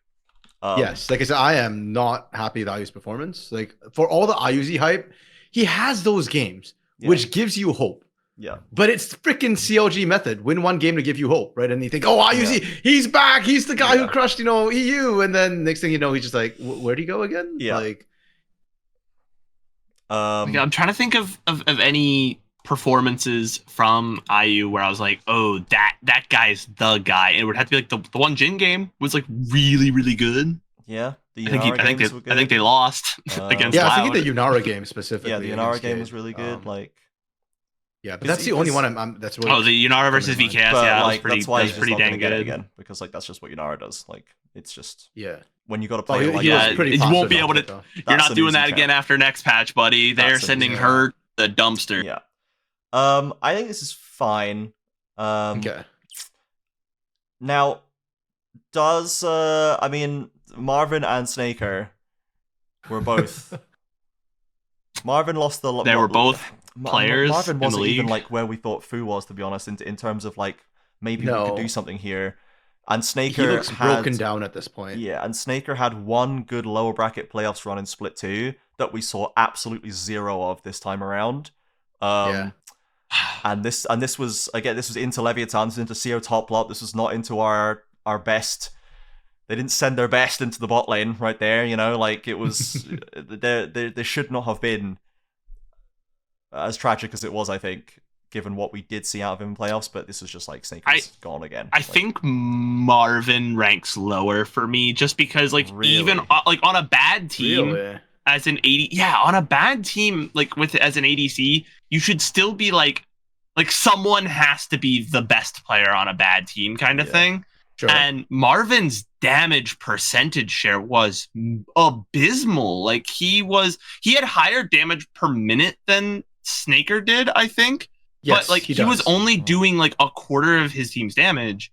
And so like the rest of your team is also not good on Fluxu, and you're like okay, but here's my counterpoint. He has Curdy in the top lane who's actively like trying to fight and very good at 1v1s. He's got Fu, albeit depressed Fu, so maybe depressed not Fu. And he's got Yampy and Prods throwing their body into every single fight they even begin to find a whiff of. Like even there's no fight there, Yampy's gonna make one happen. So I feel like the damage numbers is he did. I mean, he got like deflated. His laning was actually like cromulent. It looks like his CS was fine. I think he had the biggest like XP difference. So like, I guess there's that argument is like he was like okay in lane and like wasn't like throwing the game away there, and like that's pretty impressive considering his support. But like he also died the most of any any ADC. I'm not saying he's good. Unfortunately, I think this is Marvin's worst split so far since his debut. But I do think he's better than Snaker. To me, Snaker is an active detriment, and Snaker is very experienced. He is. Completely useless. I think I'm biased towards Snaker. I'm reliving the Zeri playoff game in my head, and I'm like, wow, that guy's so good, and then he's not. I would put them both in D with Marvin ahead. That's what I would do. I'm fine with that. I'm not gonna argue anything beyond that. Any chance we can move Marvin up? The boy, he's a boy, right? Like this is literally his first year in. This is the typical, like 80 carry promotion thing where it's like, you're really good, but welcome to one of the best 80 carry leagues in the world. Like, yeah. And what's Rebella's excuse for that? He's a freak, and I love it. Once again, Rebella's excuse is that he's an S tier player.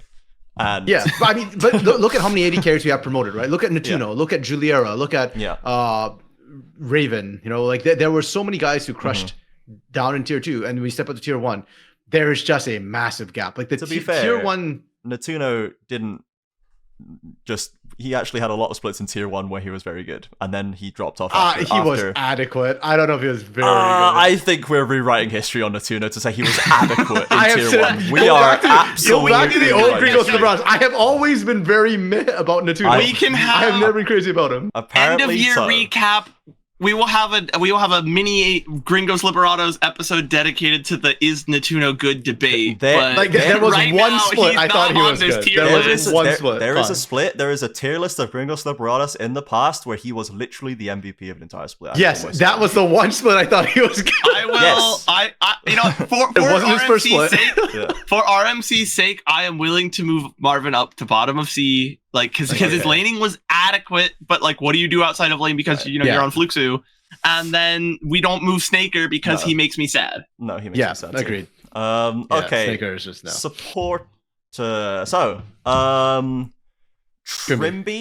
Trimby and then A tier. Trimby and Frosty, I think, would be my S tier. Okay, yes, but I put Frosty true. at the bottom of S. And Trimby at the top of S, but a little. Yes. That's fair. I think that there was a bit of a gap, and it showed in that last series. I'm okay with that. Frosty's mechanics, though, dude, Frosty was so good. Actually, like he looks really good on the his Rakan looks so good.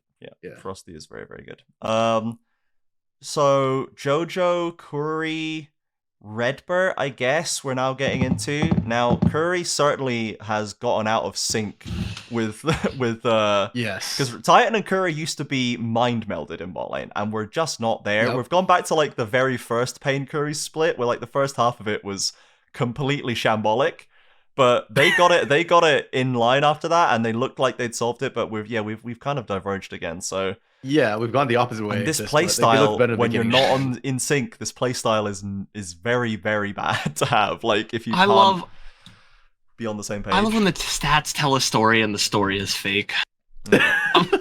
I'm looking at because you always hear like the numbers don't lie, and I'm looking at the numbers, and the highest kill participation support is Pro Delta, but that's because he throws his face at anything that moves. That just like and they never get any kills in lane, so no one has isolated kill participation because they can't win a single lane. So all that happens is they 5v5 and get 1 or 2 kills in the fight while they get aced, and everyone gets KP. Like, and it's they just don't do anything on the road. The vision score per minute is really funny because like Scamber is the second top in vision score. Scamber, that's my guy. That's my guy. Well, because you play like what, 1 game? Yeah, 2 games. That's my dude right there. Hey, 4 vision score per minute is insane. I feel like most support players are like, yeah, I got 2 vision score per minute this game. That's pretty good. Do we have any A tier supports? I have been making this argument that I feel like support is our weakest role now. They took CEOs from us, and now what do we have? Like we have Frosty and Trimby. They're both very good, and then everyone else just feels so. Because we also used to have Jojo and Curry 1 split ago, and like they were literally S tier. I think. Yeah, they were the top 2 supports in the league last split. We've seen a lot of drop off from those two teams in particular. Half's our pool, and we're now a quarter good as opposed to half good. So it does feel pretty bad. But what's your vibe on Jojo RMC for RMC? I think Jojo's good. You're pretty mad about IU, which is fair. But I think Jojo has still been himself, more or less. I think that the problems with FURIA are largely in elsewhere parts of the map, and there's only so much Jojo can do about it. I agree with that, Reed, in general. I think Jojo is still fine, is still good. The problem is his stats get really screwy also because they keep playing for Gigo up in the top. So his kill participation is lower because Tatu Gigo keep getting like, well, not random, but they get kills, which bot lane literally cannot participate in. That's it. Other than that, I think Jojo is actually pretty lane dominant for the most part. IU Jojo did win quite a few lanes. And my problem was with IU not showing up in fights or being the big carry he was always meant to be. Whereas I think Jojo's fine, especially when he plays Seraphine. The champ pool for Jojo as well is massive. So I am okay with Jojo in A. I think Jojo in A is like fine because like he like RMC said, he does win lanes with IU. Like they're not like dominant, super crushing them, but they are winning. Like I think Jojo is like the best at like coming out ahead in terms of levels compared to his opponent. Like he's generally just ahead of whoever he's against. Would anyone like to make an argument for Redbird at bottom of A? Sure, I'll make an argument for him. I think he's Trimby light. Trimby light. I'll make the argument for him too, because not on that same, on a different platform actually, that he looks good with Griffin, and Griffin looks good with him, and they're like that intangible like vibes that they bring to Loud seems to be doing a good amount for their health as a team. I feel like he's not been sprinting lane as much either, which was like one of the biggest issues that Redbird and Root had. Was Root can stop calling him a bastard. Yeah, he can stop calling it. He can stop just hard flaming. Can I just say? It's hilarious that freaking when we hear Root talk, it's like son of a bitch. Root opens his mouth to like cuss out Redbird. The next time we hear him open his mouth, it's to kick Shinny off the team. Like, Dude, Root has a certain set of standards, right? Requires a team around him, and then he says what he wanted, and now he has Griffin, which has also solved the Redbird problem. So it's good, man. 2 birds, 1 stone, I guess. Look, don't ask, don't get. Like, true. So, but I think Redbird has also had man's words are gold. Highly defensible, good split for Redbird. So happy to put him there. Yes. Now Curry, surely we can't drop him below B. Can we? No, rank we him below can't. B? As much as No. it's frustrating to watch Curry, you put him on any other team and he's still pretty decent, I think. Yeah. Like, okay, again, he's no Trimby, but I think he could actually kind of like be He's- Frosty. Like, Yeah. He's not above any of the guys above him, but like Yeah, he's not the not. split. He's Not the definitely split. not below Yeah. the other people that Yeah. we haven't talked about. Like I think where are we thinking about ordering? So Toplop and Ackerman. Ackerman, we were starting to come around on and be like, maybe it's just Yeah. Snaker's the problem down there, It's and just that Snaker. still does seem to be the case. And Toplop, for whatever the price that Leviathan pays, Toplop is certainly enabling SeeEl to play the game a lot more than he could Yep. do with prods. And is getting stuck in, as you say, like for like in the same way that Yampy does, and like he's getting stuck in for better or worse, and it has largely been for the better, at least in comparison to Leviathan and Split 2. So, like, I actually think Toplop is like kind of underrated, despite I think he's underrated despite as well. despite being like not great. I think we do maybe rag on him a little too much because like yeah, you're right. He does enable the lane. Like he's second to JoJo in XP difference at 15. Like he does a good job just kind of like keeping him safe. Like his vision score is pretty dang good. Could we? He's like a perfectly we fine let support. yeah, actually, I am not ragging on Toplop. I Could mean, when we he came let in, I was like, I don't think this guy's going to perform, but I actually have been pleasantly surprised. I think he's like Zothly. He does the job he needs to do. Yeah, could we And let him that's chill in bottom of perfectly B? Do we think there's a little cheeky I beat think- here? I think there's you an could move, argument maybe for you it. could move Curry up one slot to put a little breathing room in there. Toplop is tied with Frosty for like participation in First Blood. Like percent of time he's participated as Right. First Blood as a killer He's assist at getting in 33%. He's getting in there. Sure. And he's not part of the essentially there when it comes to First Blood victim, how often they are a victim of being First Blood, there is every support and then there are two Yeah. that like actually they die. The two outliers are Curry and Pro Delta. Curry dies 22% of the time as the That's- First Blood victim. That's Yep, not- and that's he not sprints good, it sometimes. Yep. That's not good. Nope. If he Uh, did I not think have some of Toplop's those like- massive yeah. engages, Curry'd be a lot lower. So- so I I- think actually you I could would like you could to put argue him that on he's there. right there. I'm fine with that. I think. Personally, I have him top of C. I still think he's a cut below Curry, but I would not lose sleep over bottom of B. Yeah. All right. Let's give him that. So yeah. Ackerman. So I mean, obviously, I think Ackerman is Ackerman. definitely not Snaker. But sometimes it can be hard to tell. Do we think that he's right behind Toplop? I think he's right Do you- below Toplop. Yeah.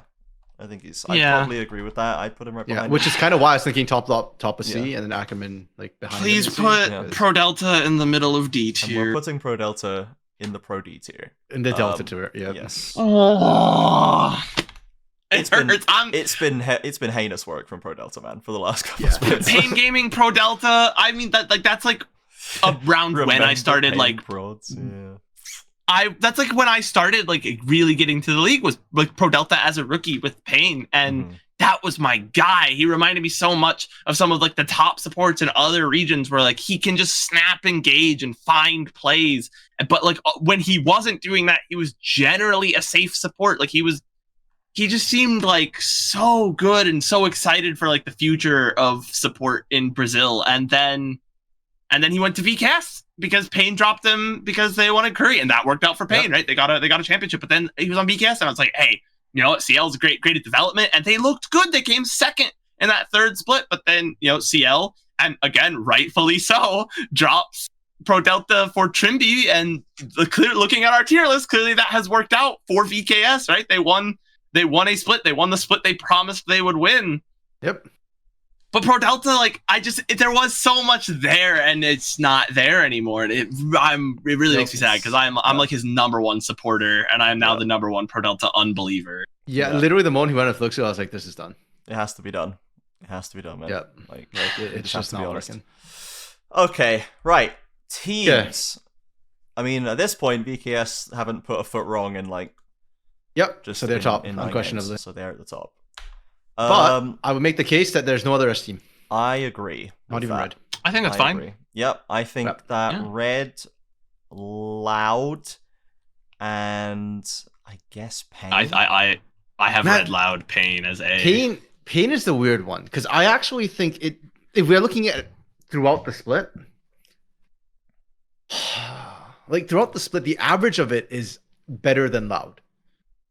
But if we're looking at the more recent games, then yeah, they're dog right now. Like I think even freaking FURIA beats Pain. Because you felt that Loud would have beaten Pain as well. Like whoever went forward would have beaten Pain. Yeah, the way they played, 100%. And the way that Loud is improving, like the speed at which they're improving, and the what they've shown, like I feel good about them going forward. Whereas I am questioning what Pain is going to do to remedy their current situation right now, and that's potentially extending to: do we need to just try and ditch this mid lane before we bet ourselves in for too long? Do we need to try and make a change elsewhere? Like, I'm not looking for any changes for Loud. I want to see and believe that they can do more. Whereas for Pain, I'm wondering. I like a better mid laner for Loud too. That's arguable. That's fair. That is probably fair. But I've not seen enough from Jewel yet, I think, to say that for sure. Whereas I think certainly a lot of Pain's Etches have seen enough from Roamer by now, and are sick of that. So, you know. Okay, is it crazy for me to put FURIA still above Loud? Above Loud? No, I don't think so. Okay, so I think FURIA Loud could be a really interesting series if we'd. Yeah, I think it's Red, FURIA, Loud in my head in A tier right now. And then Pain's in B tier.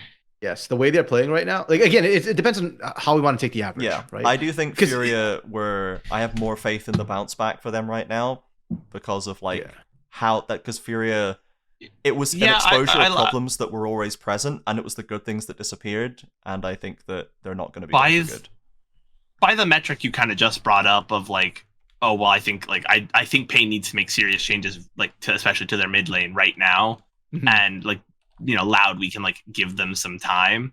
FURIA, I don't think they need to make any changes personnel wise. They just have to figure their life out. I think the eight scrims a day thing screwed them, and the moment you stop doing that, they will instantly bounce back to top. They did a big transition. They're tired. Overcooked it a bit, but we saw what they did at International, and that like this team has undeniable quality that is too early to renounce. Like I know they choked. I know it looks really shite. They did choke, but hard. Literally, if we just ignore the elimination phase, if we take the balance of it, I actually think they did better than Pain, despite Pain getting much further than they did.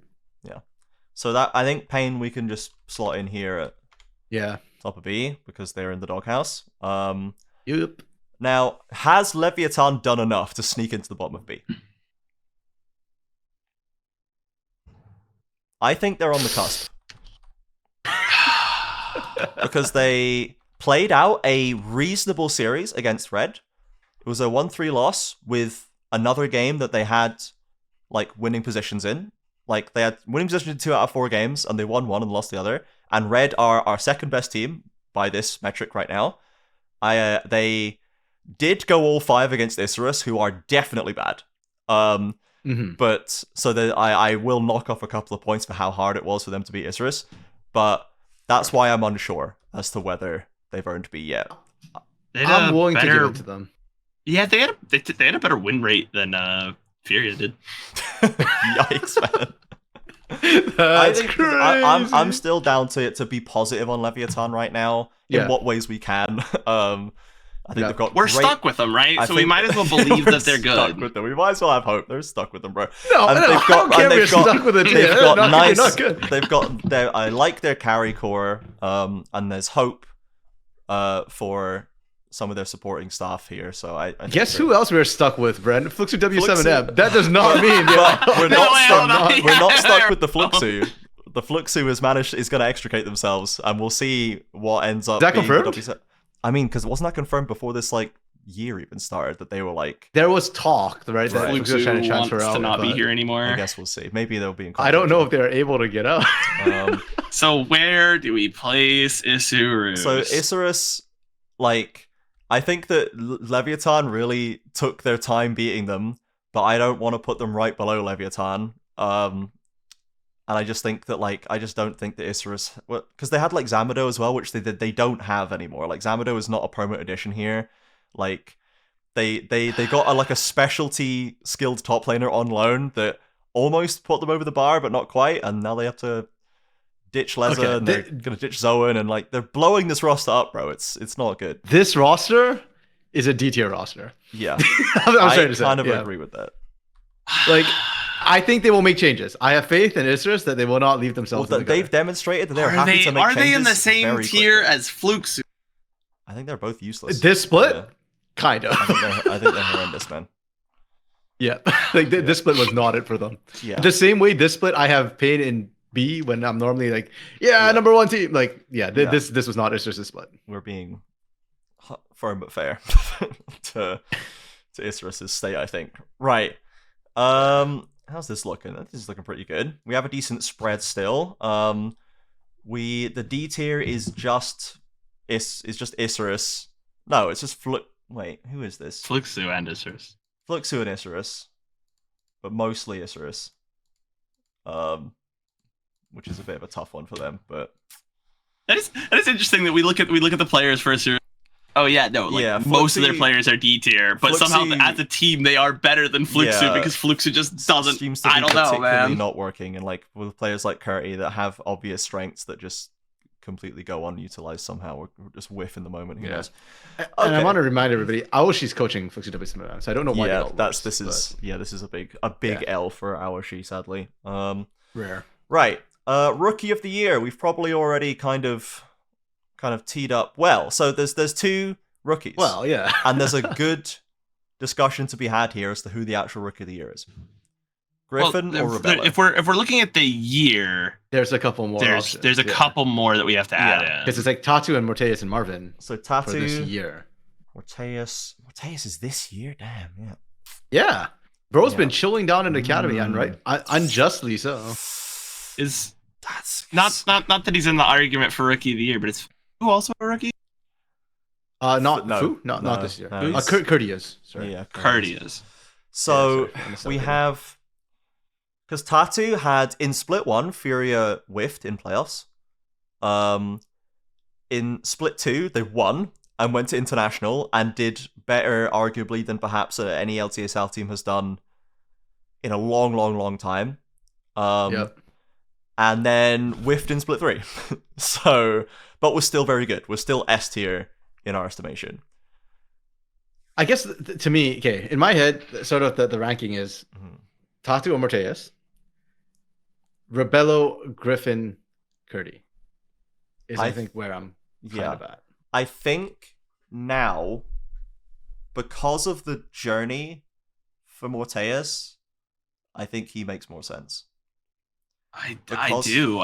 Because of the linear progression from Split 1 to 3 in terms of not just the VKS, but Morteus tracked almost perfectly with that movement. Like, he was unimpactful. He just wasn't as flashy. With flashes of brilliance in Split 1. Yeah. And we saw more flashes and less lane deficits in Split 2.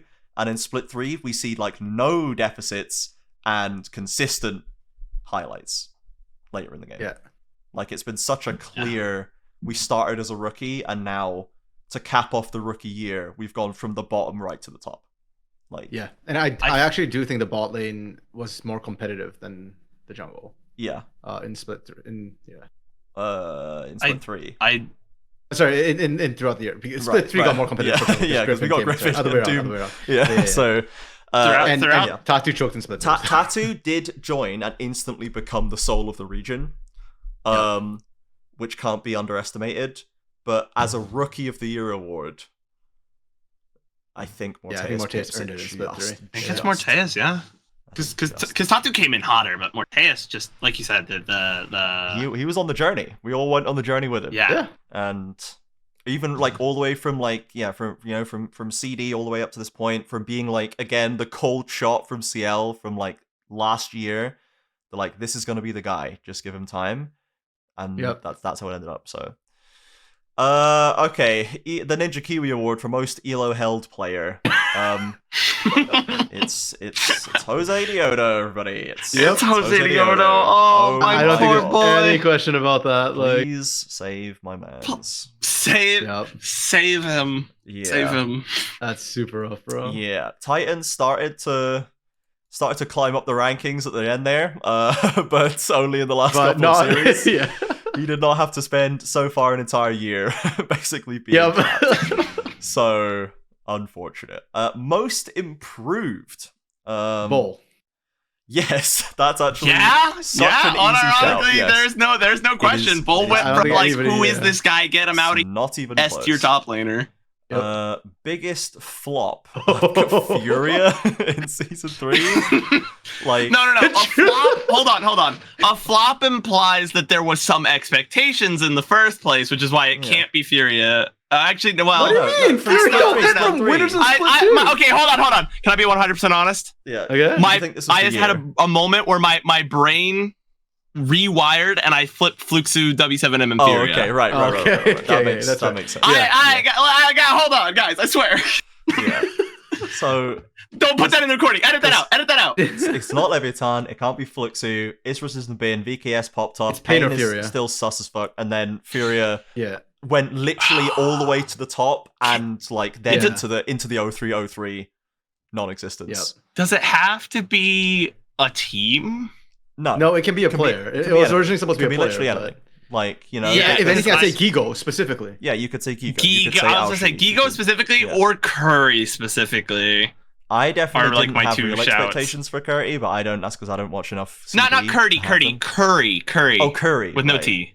Curry, Yes, Curry the, did. the the paint. Sure. Because we were like, okay, yeah, Titan's got his guy. They're gonna be so good. And started running it down in Split 3. Curry did have the biggest tier list drop off from Split 2 to 3. I think. True. I think we put him first last split. Yeah, but the reason why I have like Gigo dropping, or to me, like Gigo is a bigger flop than Curry, was because some of Curry's issues I think are team issues. Mhm. Whereas Gigo But again, is just You're freaking supposed, you're Gigo, man. supposed to be the That's- guy, man. it's just Gigo though. As I said, we knew this day would come. RMC. It was a We matter did. of when, not if. But it's Like, still the biggest flop. he did objectively flop from compared to Split 2. But from what Bren said, my expectations, I see him play those games and I'm like, that's my goat. That's just Gigo. That's my dude.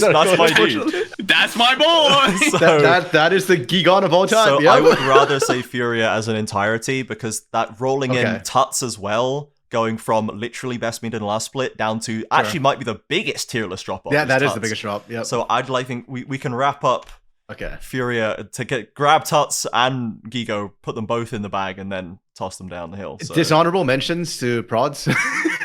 Yeah, I mean, Dishonorable mentions the prods for the on a- whole on a year because I timeline was like, sense. man, he was yeah, so good on He is. VKS. Surely he'll be able to elevate like He the is. incoming LLA rosters, and he Yeah, did it. plumbing new depths is prods. Yeah. So we will. Yeah. Best vibes of this Griffin. split. Griffin. Yeah, it's Griffin. Yeah. Griffin is the new chief vibes officer. It on was the LTA almost South. Tatu, but then Griffin, like because Tatu's just had good vibes all year, but then Griffin came in and Yeah, was the most 'cause wholesome Tatu- man of all time. This split had the Tattoo pentakill jump out of his chair in the game. Yep. The Nexus is even exploding at that point, and he's standing on the chair, almost falling off it. And Bro. that's a Tattoo moment. But if we actually could do more of that in playoffs, we could have a real 2-horse race for that. Yeah, But here's the thing. Griffin did something nobody else did. He had something nobody else can match. Abs. Yeah, so I thought you were gonna say he took his shirt off and like Desamus did No, do but that, but he doesn't. have Desamus that. did that. But yeah, he didn't That have was the Griffin that was abs, like so. a minor aura loss, whereas Griffin's shirt is an aura game. Griffin is plus 5,000. I actually aura. love the way Desamus is like flexing. You know, he takes off the Yeah. shirt as if he's got abs. Like, Yeah, and it's no just like hesitation, no Just a embarrassment. I love it normal-looking actually. average dude. Yeah, but he did also have the aura Shout out to moment Desamus of, for that. of the double like flip off after winning as Yeah. well that they caught playing on camera and almost did it directly into the stream feed and then Yep. stopped himself. You know what?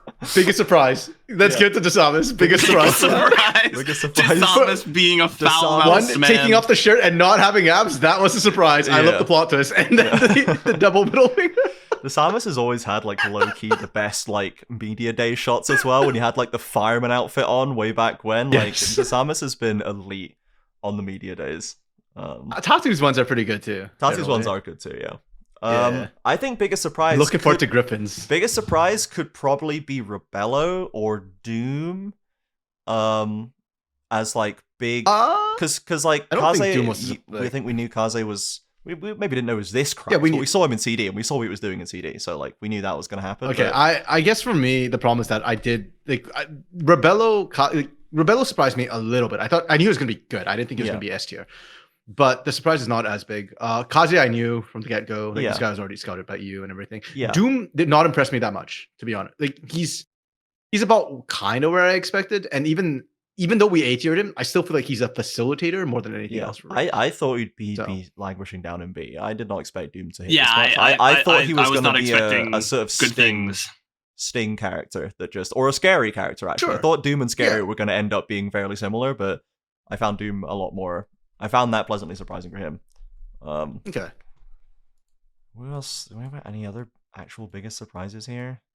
Not really. I think everybody generally like Just in kinda a positive yeah. sense. Yeah. Some people negatively surprised us. Yeah. But I think positively.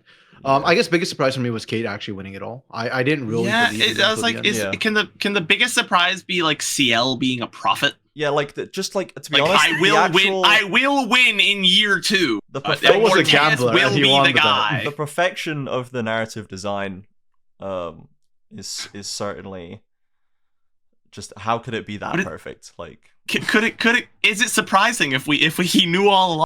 This guy he was telling. No, the thing is that look, if he had done it with the Kissy roster, sure. If he had done it with like Laleko or Tukui or like any Miryu, mid laner he actually brought in himself, sure. But Miryu he lucked out. Yeah, it was a quick pivot. Yeah. So I'll give it to Keyd Stars, but not to SeeEl. Mm-hmm. I would also want to give it to Desanis, not gonna lie. I still love this. Yeah. Emotional Emotional damage. For I me, had a lot of it has to emotional be damage pain. this split. Yeah, so Yeah. obviously Does it have to be pain or can it be No, RMC? so He's the one who experienced it all. because like Jose Diodo being Elo held another split is grim. Fluxu, Yeah, were but that's just, not, like, last time we just emotional gave damage. it to Leviathan for being the most depressing team, so I don't want to do that again. Yeah. Fluxu, I don't think Fluxu didn't cause emotional damage. Fluxu are at 4x4. When you're editing this, don't get mad at me, okay? Yeah. Fluxu are like the mid 2010s Lions, where they're just so bad I don't care. Yeah. I don't care. And to be honest, I didn't have any hope for this Isrus roster either. No. So. I guess emotional damage for me specifically is Roamer. Yeah. Like Roamer was like, holy crap, bad. See, I can't give a good answer to this because I am incredibly biased and it's not the right. I'm happy to give it to Roamer. I didn't feel as much emotional damage, except I guess from the Furia collapse, but we've already given the biggest flop. Like, there's no need to do them twice. Wait, I actually do know what personally gave me the most emotional damage was the freaking okay, two moments. One was the red draft, which they won with. Yeah. But that literally still haunts me. Yeah, Nidalee Zed. Nidalee jungle. Nidalee Zed. That's a good The one, other thing actually. was Scary's Vial. Those two, Vial, I think, dealt me the most emotional damage. Just yeah, like, I single moments. I would take the red draft instead, because I like. Yeah. It's funny that it worked, but it is like it shouldn't be allowed. No, it wouldn't have hurt me as much if it failed. If it lost, it would be like it hurts more because the fact that it worked hurts. The fact that it even looked like it was going to fail, and then it just like no. Because of this, now I have Trajan telling me no, Nidalee's a fine jungle pick. It's not. Damn it. The emotional damage is it just talkers? Then talkers caused this emotional damage. Yeah, I don't know how much talkers is like commanding the draft in those situations, because like, a lot of coaches, for example, will ask like, okay, what do you all want to play, sort of deal. I don't think Carton's be able to do so. Yeah, Nidalee Zed mid jungle. Yeah, it wasn't just. It was like the entire. What was the rest of that draft? There was another. I think they had another assassin-esque in that draft, but I don't remember. Yeah, it was just. Let me find the Red Canids match list. Go find it while we're looking at Love by Chat. I think it's Griffin, actually, to be honest. I think because we had a lot of people who came for Griffin Smile, so I think Griffin's probably most love for chat as well. What were okay? What? It was Leviathan, and it was Scion, Nidalee, Zed, Misfortune, Pike. Pike was the other one. Pike was the other one. Yeah, it was the other. What a draft! Yeah. It was like the only thing I kind of liked in that draft was Scion. Literally everything else was like, what? And the best part is it's like not a good Pike lane either. Yeah, into Rakan Ezreal, it was like, holy crap. Yeah. And then there was like a Cassante Sedge on the other side too. I remember thinking, No, this literally does not work. Why are we even doing this? What the? Bro, and what? oh my goodness, Talia on that team, like with the Unraveled Earth, Yeah, just shuts like- down all your dashes. Which actual game was that? So this is Red v Leviathan. Leviathan. That Yeah. was Red Game 3. Leviathan Game 3. Yeah. Game 3 draft.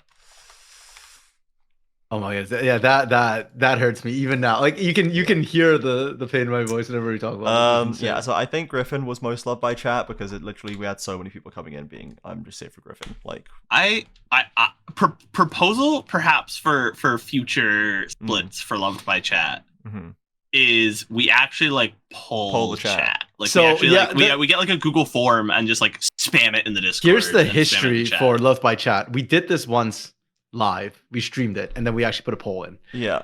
That's why Love by Chat exists. Yeah. Because it was actually a poll. We can So potentially probably take we that can out potentially for- shelve it for yeah. future editions if they're not live. Yeah. All right, so that means our all-star teams are Bowl, Desamis, Miryu, Titan, and Trimby. It's VKS. No, you know what? Oh, that's Morteus for I first think All-Star. I think it actually does need to be Morteus for this to function. Yes. just 'Cause for I the don't function think of this it's team all. It's needs just touch. VKS Yeah. is your This team first It's team doesn't, just all stars. VKS. it doesn't need Surprise, Titan. surprise. Actually, it is a low-key surprise. I think this is the first time this has happened for our... So we've done it once where we All-Star. swapped Weiser and Robo, despite the fact that Robo was above. We put Weiser in the top first team because it just so like we got all pain? it wasn't even all pain. 'Cause this Yeah, was like but I think Pain this is the Red first time we're dichotomy. getting all, like, one team as the all first... Oh, All-Star I think first so. row. Yes, I think this might be the Yeah. first time. Yeah. Okay. These need to be centered for my pattern seeking brain. Okay, so then that's FNB, Tattoo, Kaze. This is got a fire roster, holy moly. And then Frosty. So this is like this is the most hands check team I have ever seen. Yeah. FNB, Dude, I Tattoo, love Kaze, that Titan, Frosty. Titan and Frosty are back together on this Yeah, roster? Like, bro, what? who's getting weak sided in this roster? Who is? Yeah, this is FNB. Red. FNB's This is getting like- weak sided in this. This is Yeah. like alternate timeline Red where Titan Yes. never left. Actually, well, I mean, yeah, because Titan and So they FNB drop won Aegis together. and they pick up Tatu, right? Like that's the alternate timeline. Yeah, and they actually get a mid laner, Yeah. and not Yeah. like a roam bot. Sorry, Grafter, I do love you, but Yeah. But this second team goes incredibly hard. Like that's crazy. okay, like the drop off between the first two All-Star teams and third All-Star mid. Look, man, Yeah, this is not the sorry, time to Hal. be casting shots at House, okay? If we consider the I don't difference mean between it, House man. and every other mid laner below him this split, like, let's give him a moment. And like, I will maintain. No, like, That- House, I just That's find true, it the hilarious. difference- Like The in difference a, between House and Jewel is just as big as the difference between Kaze and House. That's true. no, it's Yeah. just in a league with like It is on Tuts here, yeah. and Fu, Romer, and Jewel, like Korean imports, Yeah. Jewel and Romer. Somehow, House House team- is House just is third chilling, team man. All-Star is Wait, so what? good. House is chilling. That's hilarious. And yeah, so we keep Robo and Griffin, then Griffin, House, Rebello and Jojo is pretty sick. I think that's cool. Yeah. So this one's pretty fun. This is a fun roster. There's again a lot of talent.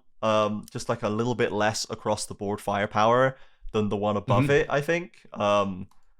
And yeah, the top one is just VKS. So Yep. Yeah, the top right. one is just season yeah. These guys won the game. I guess. MVP. Would anyone like to choose anyone who's not Miryu?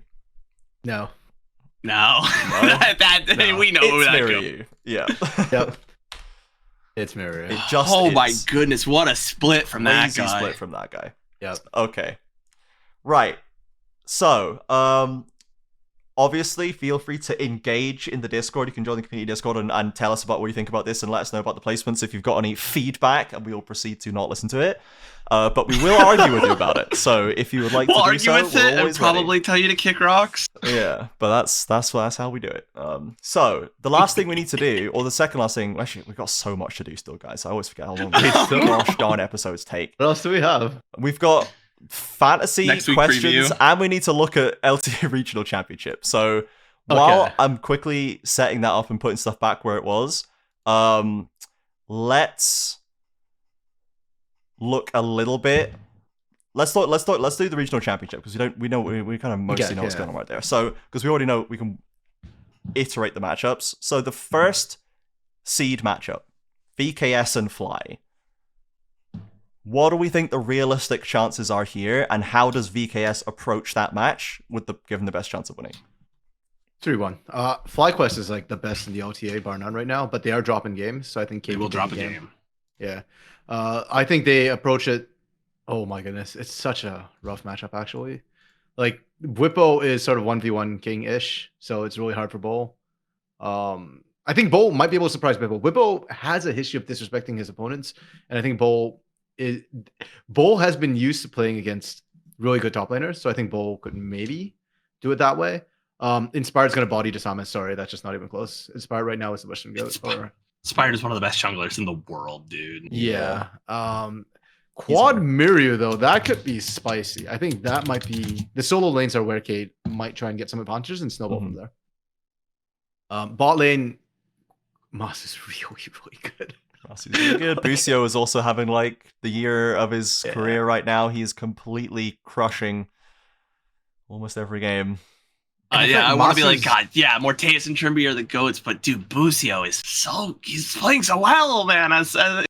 Like Masa and Busio just feel like the completed versions of Morteus and Trimby, you know? Like, yeah, man, FlyQuest is good. Yeah. Yeah, I think they take a game from the solo lanes, kind of rolling with it. But yeah, this is a tough one for Keyd. I think Keyd beats every other team, just not FlyQuest.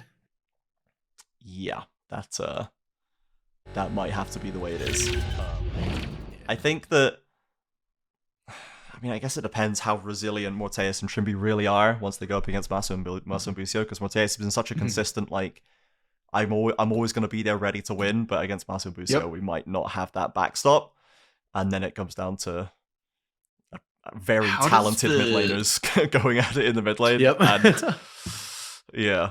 How does like the Nuke Duck SeeEl matchup? Like how do they match up in draft? So SeeEl claims that he's not that good at drafting. I think VKS's drafts in elimination phase were really good. Yeah, agreed. Like that's why I'm wondering how much is Smiley as well. Yeah, Smiley as well. Yeah, potentially being really impactful there. So I think they're really, really good. But I agree. I think it's probably a 3-1. It's just Fly's is going to 3-1 their way all the way to Worlds, I suppose. Hey, listen, if you go 3-1 in every, we'll be world champions, FlyQuest. Yep, that's true. Actually, if they just 3-1 their way all the way to the Summoners Cup, then just 3-1 everybody. Then we're good. Yeah. Still a win. A win's a win. Just a win's a win. Okay. 100 Thieves and Pain, the revenge match for Pain. So we've already kind of touched on this. 100 Thieves are peaking right now, and they still look like they were still showing the same strengths that got them there against Fly. Like they were doing the FURIA thing and the red thing of like every fight they will drag it down to the tooth and nail just in case they can win it. And if you're not FlyQuest, they will actually just out team fight you all the way down. And Pain is looking like we're not doing that anymore. Like we're not, I just really wish I was wishing so hard it would be Red versus 100 Thieves, because I think that matchup's funner. Yeah, that's hype. Yeah. Yeah, I mean, like those would just be hands. I like Red versus SR because it's the Brazilian matchup. That is the Brazilian matchup. But I think that Red has more of a chance of beating 100 Thieves than Pain does. Because SR do seem like they have more. They could show up and be beatable on the day, more likely than 100 Thieves are maybe right now. Yep. But ultimately, we're not going to be favoring Pain into anybody until they show us otherwise. So. And the problem for Pain too is even if they are playing like back in form, right? Yeah. I think Quid's still going to body Roamer, and that's still going to be an issue for Pain Gaming. Yeah, like how, if anything, actually, this is ironically one of the. Like, there's a hope for Pain here in that because 100 Thieves like to fight so much, the mid jungle, even if they get a lead mid jungle, it's not going to show as much as if it was like FlyQuest or Shopify or like a more macro oriented team. They'd be able to exploit the difference a lot better. But because 100 Thieves likes to fight so much, if you're constantly fighting, Roamer's he's fine in team fights. Like he's not amazing, but his weaknesses get covered. True, yeah, but at least it's better than what happens to him in laning. So because of that, I actually ironically think that 100 Thieves playstyle is going to work against the advantage they have against Pain Gaming. So if Pain Gaming show up at the day, if Titan Curry find their magic, if Wiser becomes the rock in the top lane we knew him to be, and Karaoke's, just picking his usual Sedge, Maokai, whatever, and doing just as he has all split, Pain can win this. But Titan Curry have to be online, and Romer has to not feed his arse off. Yeah. Can I say I don't see it going to game 5 either way. Like I don't see a world where this is a close series like that's highly contested. Either Pain shows up and has their shit together and they go in and just play out of their minds and beat 100 Thieves down, or they're going to show up and look like pansies and 100 Thieves are going to steamroll them. Or I think 100 Thieves could show up completely out of sync and like just crumble and fall apart at the seams, and then Pain could be like, okay, sure, we'll just win then. But that's if Pain show up ready to play as well. So yeah, I think that those are two things. Like either 100 Thieves kind of just falls apart on their own, which they do randomly at times. Yeah. Or two, it's just that you're team fighting, and that is the Southern, like that is what the South does. Like you're playing in the South way, which means that there's a chance for South teams to win. Yeah, for sure. So I think Red versus SR, as much as Red versus 100 Thieves would have been really sick, I'm really excited for FMB versus Fudge. I'm really excited for Kaze versus Palafaker. Like there's some really tasty matchups here, and then we get B-Boy and Seos versus Frosty and Rebello, so we get like a generational thing going on there. Like it's real like, good. My dream was Titan versus B-Boy, but this is pretty good. This is good. Like, Rebello versus B-Boy is still pretty fun, man. Yeah. And I genuinely think Red actually have the edge in this. Yeah. Like Kaze should be able to do things to Palafox that we've seen him do to other South mid laners. Yeah. I think Rebello and Frosty actually look more mechanical than B-Boy and Seos. Yeah. Seos I think has shown good macro, but in terms of straight 2v2, like B-Boy doesn't have that killer instinct. It was even a long time, even before Seos left the LTA South, that he was like a dominant laning support. He was much more focused on latter parts of the game. B-Boy was always solid in the 2v2 on Pain, like he was kind of more uncrackable than popping off in the 2v2, but then like the team fights is where he goes nuts on the Kai'Sa, on the, on the whatever it is. So there's definitely an angle for Rebello and Frosty to push the buttons there. Top lane, I don't know, man. Fudge has been having a blinder this year, but FNB's back on form. As long as FNB doesn't get in his own head about anything at all, this could be a really, really cool, like, tanks and bruisers actually having interesting fights, like, top lane matchup. So that's pretty exciting. My head canon is that all these years FNB has never left Brazil, and he's been building up power. And, now he's been unleashed it all. Shackled in Brazil, and it's now going to. His wrath will be swift in the top lane. This is like the game 5 hot contested, very close series of. We manifested Red Loud 5 games. I'm going to manifest Red Strummer 5 games. Manifest 5 games, and hopefully we will have it happen. So that'll be good. Yes. So excited for that. Obviously, Fly and BKS are both already top 3 guaranteed. It's similar to the elimination phase, where that first win, or them winning the championships is enough to get them top 3. So both of them are already going to Worlds. So one more team out of the rest of these four teams gets that final slot. So and they have like a single loss and they're out. Yes, only Fly and Chop and Kate have a second life. Yeah, single loss in the route, and whoever places highest behind Fly and BKS, essentially. Unless Fly and BKS, because even then, one of them's going to the grand finals regardless, and the other one's going to the lower finals. So, like, you need to place higher than both of them. Like, you need to get to third and then win or lose. So, like, whoever wins this second match, I guess the actual way to phrase this is you need to win 2 best of 5s. Sure. Yep. So, we shall see who can do that.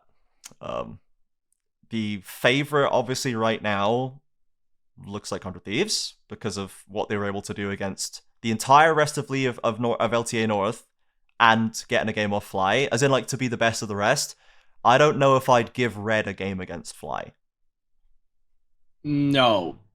Because I think they're too shaky later on. I think to actually in our timeline where Fly are beating VKS are going to lower final, and then Red is beating Shopify and 100 Thieves is beating Pain. Red has to play 100 Thieves then, right? And I think that's correct. A matchup. I think Red can win. That's a cool one. That's a close one. That's the critical one. That's the critical one. Yeah, and I think Red might have the edge over 100 Thieves because, like I said, they want. And man, Red has hands, dude. Red has hands. Do, but 100 Thieves has the hands in mid lane, which you need to deal with Kaze because they've got Quid. They have River in jungle, and who knows really how Doom is going to fare at this stage. He's definitely been performing well, but I still worry about the next step of competition here. Even Contracts, I think, could be a problem. Like, a Contracts, I think, is very good. So, top lane might be nice. FMB could maybe push Dokla around. I think if FMB's on form, I think he's got the skills to do that. Like, Dokla's not bad by any means, but I think FMB, I think Fudge is scarier to me than Dokla is. Dokla right now is riding a high, and I do think Dokla is quite momentum based. So like it is a little bit scary matching up to Dokla early. I think fingers crossed, Weiser kind of tampers or slows down Dokla's momentum a little bit. Weiser doesn't have to win. He just has to make sure Dokla can't do squat, and that will slow him down. I think. I don't think the matchup is the best for Red into 100 Thieves because I think they have the potential to push on Red's potential weak spot, being jungle maybe, and I think they have the skills in mid lane to not get run over by Kaze, which I think just makes the game a lot harder for Red to play. So, and I mean, so far we've only seen Kaze really lose lane like one series, and when it happened, it looked really bad. Granted, again, it's against a good team, and they were tired, and there's. But yeah, I think Kaze losing is one of the potential win cons or lose cons for Red candidates. So so that's it's a little bit dicey. But if it gets down into the mud and they just team fight their way out, then who knows, man? It's up in the air. So okay, we're gonna learn a lot in the next few weeks. Yes, I am very excited for it. Let's take a super quick squiz at the fantasy, because this is now the conclusion of LTA South Fantasy. RMC survived, but Rambling FC locking in first. I believe this is the first time Rambling has won. So props, and with a nice healthy 30-point margin. Paradox 0.15 behind RMC in the end in third. Luna Day fourth, and then Dark Knight in fifth. So some usual suspects there, but congrats to Rambling for topping the charts at this late hour at the last split of the series. And congrats to RMC as for holding on to second as well. I think that's a career best finish, right? So it is, and the joke is, I actually did 8th in this round, and Rambling FC did 7th. So they both the final rounds entered their way to the top. Again, the format that feels good for nobody, but that dub's a dub. So there it is. Yep, we take those. We absolutely do. Right, very quickly, we got a couple of questions from Luna Day before we wrap up. The first one is, with 2 out of 3 of the LTA teams that went to EWC eliminated for cross-conference, do you think a tournament of that length is worth the prize pool to possibly burn out and put your team behind for Worlds qualifying split 3? Do you think it'd be worth for the qualified team to just pick EWC or MSI and decline the other? Now, EWC is more games than it used to be. It used to be literally like you could just play one series and leave, and I think it's still not that dissimilar. Like, it's still it's a lot of travel and faff for very little realistic reward. Obviously, the prize pools at EWC are stupid and unsustainable and unhealthy for the scene, and the club might just be like, we don't care, we're doing it. But in terms of really needing to perform in split 3, especially coming first, just giving you that punch ticket, like, and for like an LTA South team, I would love to see them skip it. I mean, like, cards on the table, I'd love to see every team skip it, but that's a different conversation. So that very much in the same boat. Like, or if we just none of us go. It's like the only real benefit is you get to take a slice of a stupidly outsized prize pool for your non-internationally competitive region. And I don't think you don't even get to practice that much because the event is so short and you're traveling so much that you're jet lagged over there, and the setups by reports aren't very good. Like, it doesn't feel like a good use of your time, except for the small financial gain. And I would rather see everyone just not bother. But, you know, maybe you get a best of 5 against like an LCK top team, and that's potentially valuable.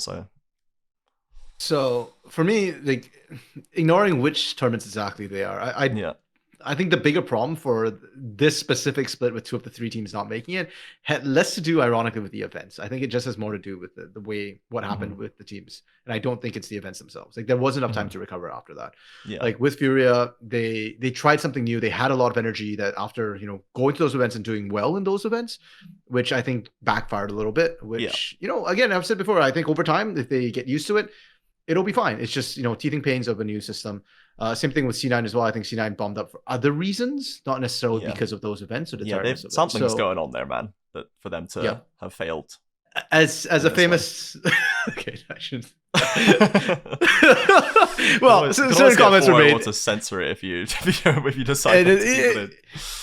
I don't know what happened, and it's not my story to tell. That's all I'll say about that. Okay, but yeah, it was not. I don't think it was the events that shopped at them. Yeah. So yeah, I think. Yeah, I think having other events in the calendar is not inherently a bad thing, and I think it's cool that the option is to have other open tournaments. Obviously, I wish it wasn't this one, but having other things like the old IEMs and stuff, I think there's room to do shorter, snappier tournaments like that with an open license in the calendar. And it's possible to schedule the calendar around that without it being impossible to do. It'd be really cool if there were more domestic or like semi-major regional events that teams could go to, so they didn't have to travel and so they didn't have to like jet lag themselves to go to these things. That would be cool. Yeah. But outside the structure still, to give them additional stage time, additional like practice, like maybe time for LTA South and North to play against each other a little bit more. So there's ways you can do it.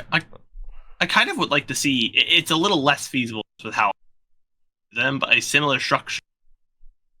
Pokemon's competitive scene, like the VGC scene, where they have like, you know, they do it very much similar to like how games do it, which is like locals, regionals, like internationals, worlds. Yeah. And I would like to see more like quote unquote like regional level events, things that are, you know, the LTAs are going to play against each other, or like the LPL, LCK, and VCS play against each other. That are like, they're still international experience. Like, so you're playing outside of your region. You're not just building bad habits against like the teams in your region that like you have solved and figured out. So but they're not massive, huge travel. You want Rift Rivals. You want Rift Rivals back, basically, because that's basically what that was. Yeah, I mean, it's just maybe they could just do it, but take it a bit more seriously. Well, and then you're kind of solving the problem, serious right? tournaments that matter. Yeah, because it's still an umbrella that is likely controlled by the one system, but it goes all the way down to the grassroots level, which I think is cool to feed all the way back up. And you see with like Capcom Cup and Street Fighter circuits and stuff that go all the way up to the very top. Like it's possible to do. It's been done, and having that interconnectivity, I think, helps everybody. So that would be neat. Second was a statement, a classic Lunar Day statement in the questions thread. I'm actually going to say it. I want Pain Gaming to win their first series. How hilarious would it be if they eliminated 100 Leaves from League of Legends when all the northern bands are writing the south off completely? We're absolutely with you, Lunar Day. We love where your head's at, and we would love all of the LTA South teams to completely clobber LTA North, especially Pain, to be honest, given how sus they look, to then just decide to randomly be good enough to beat 100 Leaves. That would be the opposite of emotional damage. How hilarious would it be, as you know, obviously from the US having like LCS been realistically though, I watched the LPL first and then CBLOL second. LCS regions. How hilarious would it be? I don't know. I feel like it would just be so sad for like the players on 100 Thieves do not deserve what is happening to them. And they're playing out of their gourd to earn a spot in the league next year. And so, well, yes, obviously I want the LTA South teams to do well. And I would, if we got to finals weekend, which I'm going to, try and be in Texas for that finals weekend. And it's just, LTA South teams and also FlyQuest because they're guaranteed to be there because of lower finals. That would be awesome for me personally. I'd love that. But I'm not gonna like revel in the death of 100 Thieves because as much as like the organization leaving is kind of one thing, I'm gonna feel really bad for those players. Like, there is a future where they go all the way to Worlds in this final hurrah, which is nice and good, especially given that everyone had already written them off kind of in this split because they just weren't performing that well. So that would be cool. That I can't deny. A good story, as we have experienced one in the LTA South as well. But I would also prey on the downfall of 100 Leaves as an organization, because I don't think much of them at all. I am pretty happy that they're leaving. I don't think they offer anything as an org anymore. And the players are cool. I like Quid. I like Ayla. I think Ayla's cool. FBI is like, I think, super underrated for how long he's been like at the top of that game. Like, so I like the players, but I don't want the org to be rewarded for being giga useless and then just getting to have everything at the end of it anyway, in a sense. I kind of The players I'd be happy for, but the org, I kind of want them to be a little bit embarrassed because I think they should be a bit embarrassed by how they've engaged with the LCS and the LTAs and the LTA North. That's 100% fair. I am not disagreeing with any of that. I'm just like, there has to be a loser, and I want it to be the org. Sure, and I have a lot of reasons, like in general, for just wanting like the whole South versus North thing. I'd love to see the South show as more competitive because I think we know from watching that they can be competitive. And like I've said, I think a couple of times already, I think besides FlyQuest, every other team is playable, beatable, and in fact, sometimes we have favorite matchups. And on top of that, Pain's actually, of course, I want Pain to win. Do I think they would represent the South best at Worlds? I'm going to be honest right now, no. But if they do, I'm not shedding any tears over that. Nope, we're still there wearing my jersey. So all the way to the back. Yeah, don't get it misconstrued. Do I want the South to do better than the North? Obviously, I want guys. I'm here. I'm not hanging out with Kangas and Flowers. All right, like what's wrong hanging out with Kangas, bro? Hey, I love those guys. Those guys are awesome. All right, you can send to this clip. I think the LTA North squad pretty cool dudes. But I love this region. I like the LTA North. They're cool. Kangas, when you don't see me on League Rundown this week, just know. No, they're gosh darn Northies, bro. You can't hang out with them No, anymore. listen. I like the LTA North. I love the LTA South. I live and breathe this region on you're not allowed to hang out with them, do well. At least until the regional championship is done. I'm not going to be laughing at the downfall of 100 Thieves. As much as I don't like the organization, for all the reasons Trajan said, I'm not going to be laughing at them. You don't have to do it. I will we'll do that. We'll do that for you. You can be a good fan and actually a nice person about it. We're going to take the other path. Hey man, as a paid fan, I deserve something for all the pay we've been putting through. RMC does deserve a little bit of juice every now and again. He needs bloodshed, man. He does, man. Okay. Right, that's going to wrap it up for today. He needs a pain dub. We all need a pain dub. Thank you, everybody, for listening to this monster. I guess these tier lists always do end up this way, but especially since we had the finals to cover and the regional championship, it has been a bumper episode, so thank you for sticking with us. Feel free to follow us on Twitter at Blue Sky LTA South, on Twitch at LTA South, and join the community Discord to give us feedback on the tier list, to submit questions. And we will potentially be hopefully doing at least potentially some sort of watch party angle for the regional championships if we can find people available to do it. We won't be co-streaming, of course, because there is an English primary stream, which will be on the LTA North channel, as it is in LA and in Texas. So you can check out that and just show up and support the LTA South teams. We know we will be there. We will be there cheering all every step of the way. And looks like Bren might actually be there in person, cheering every step of the way in Texas for the conclusion. So thank you, everybody, and we will see you, or we'll talk to you again next split on this show. We might end up doing something additional for the promotion series, which is at the end of September into October. But if we don't, then we'll be back for 2026 Split 1. So, my word, that's going to be a long off-season. So, if we don't see you when we see you, enjoy the regional championship, enjoy Worlds, and we'll be back for more LTA South in 2026.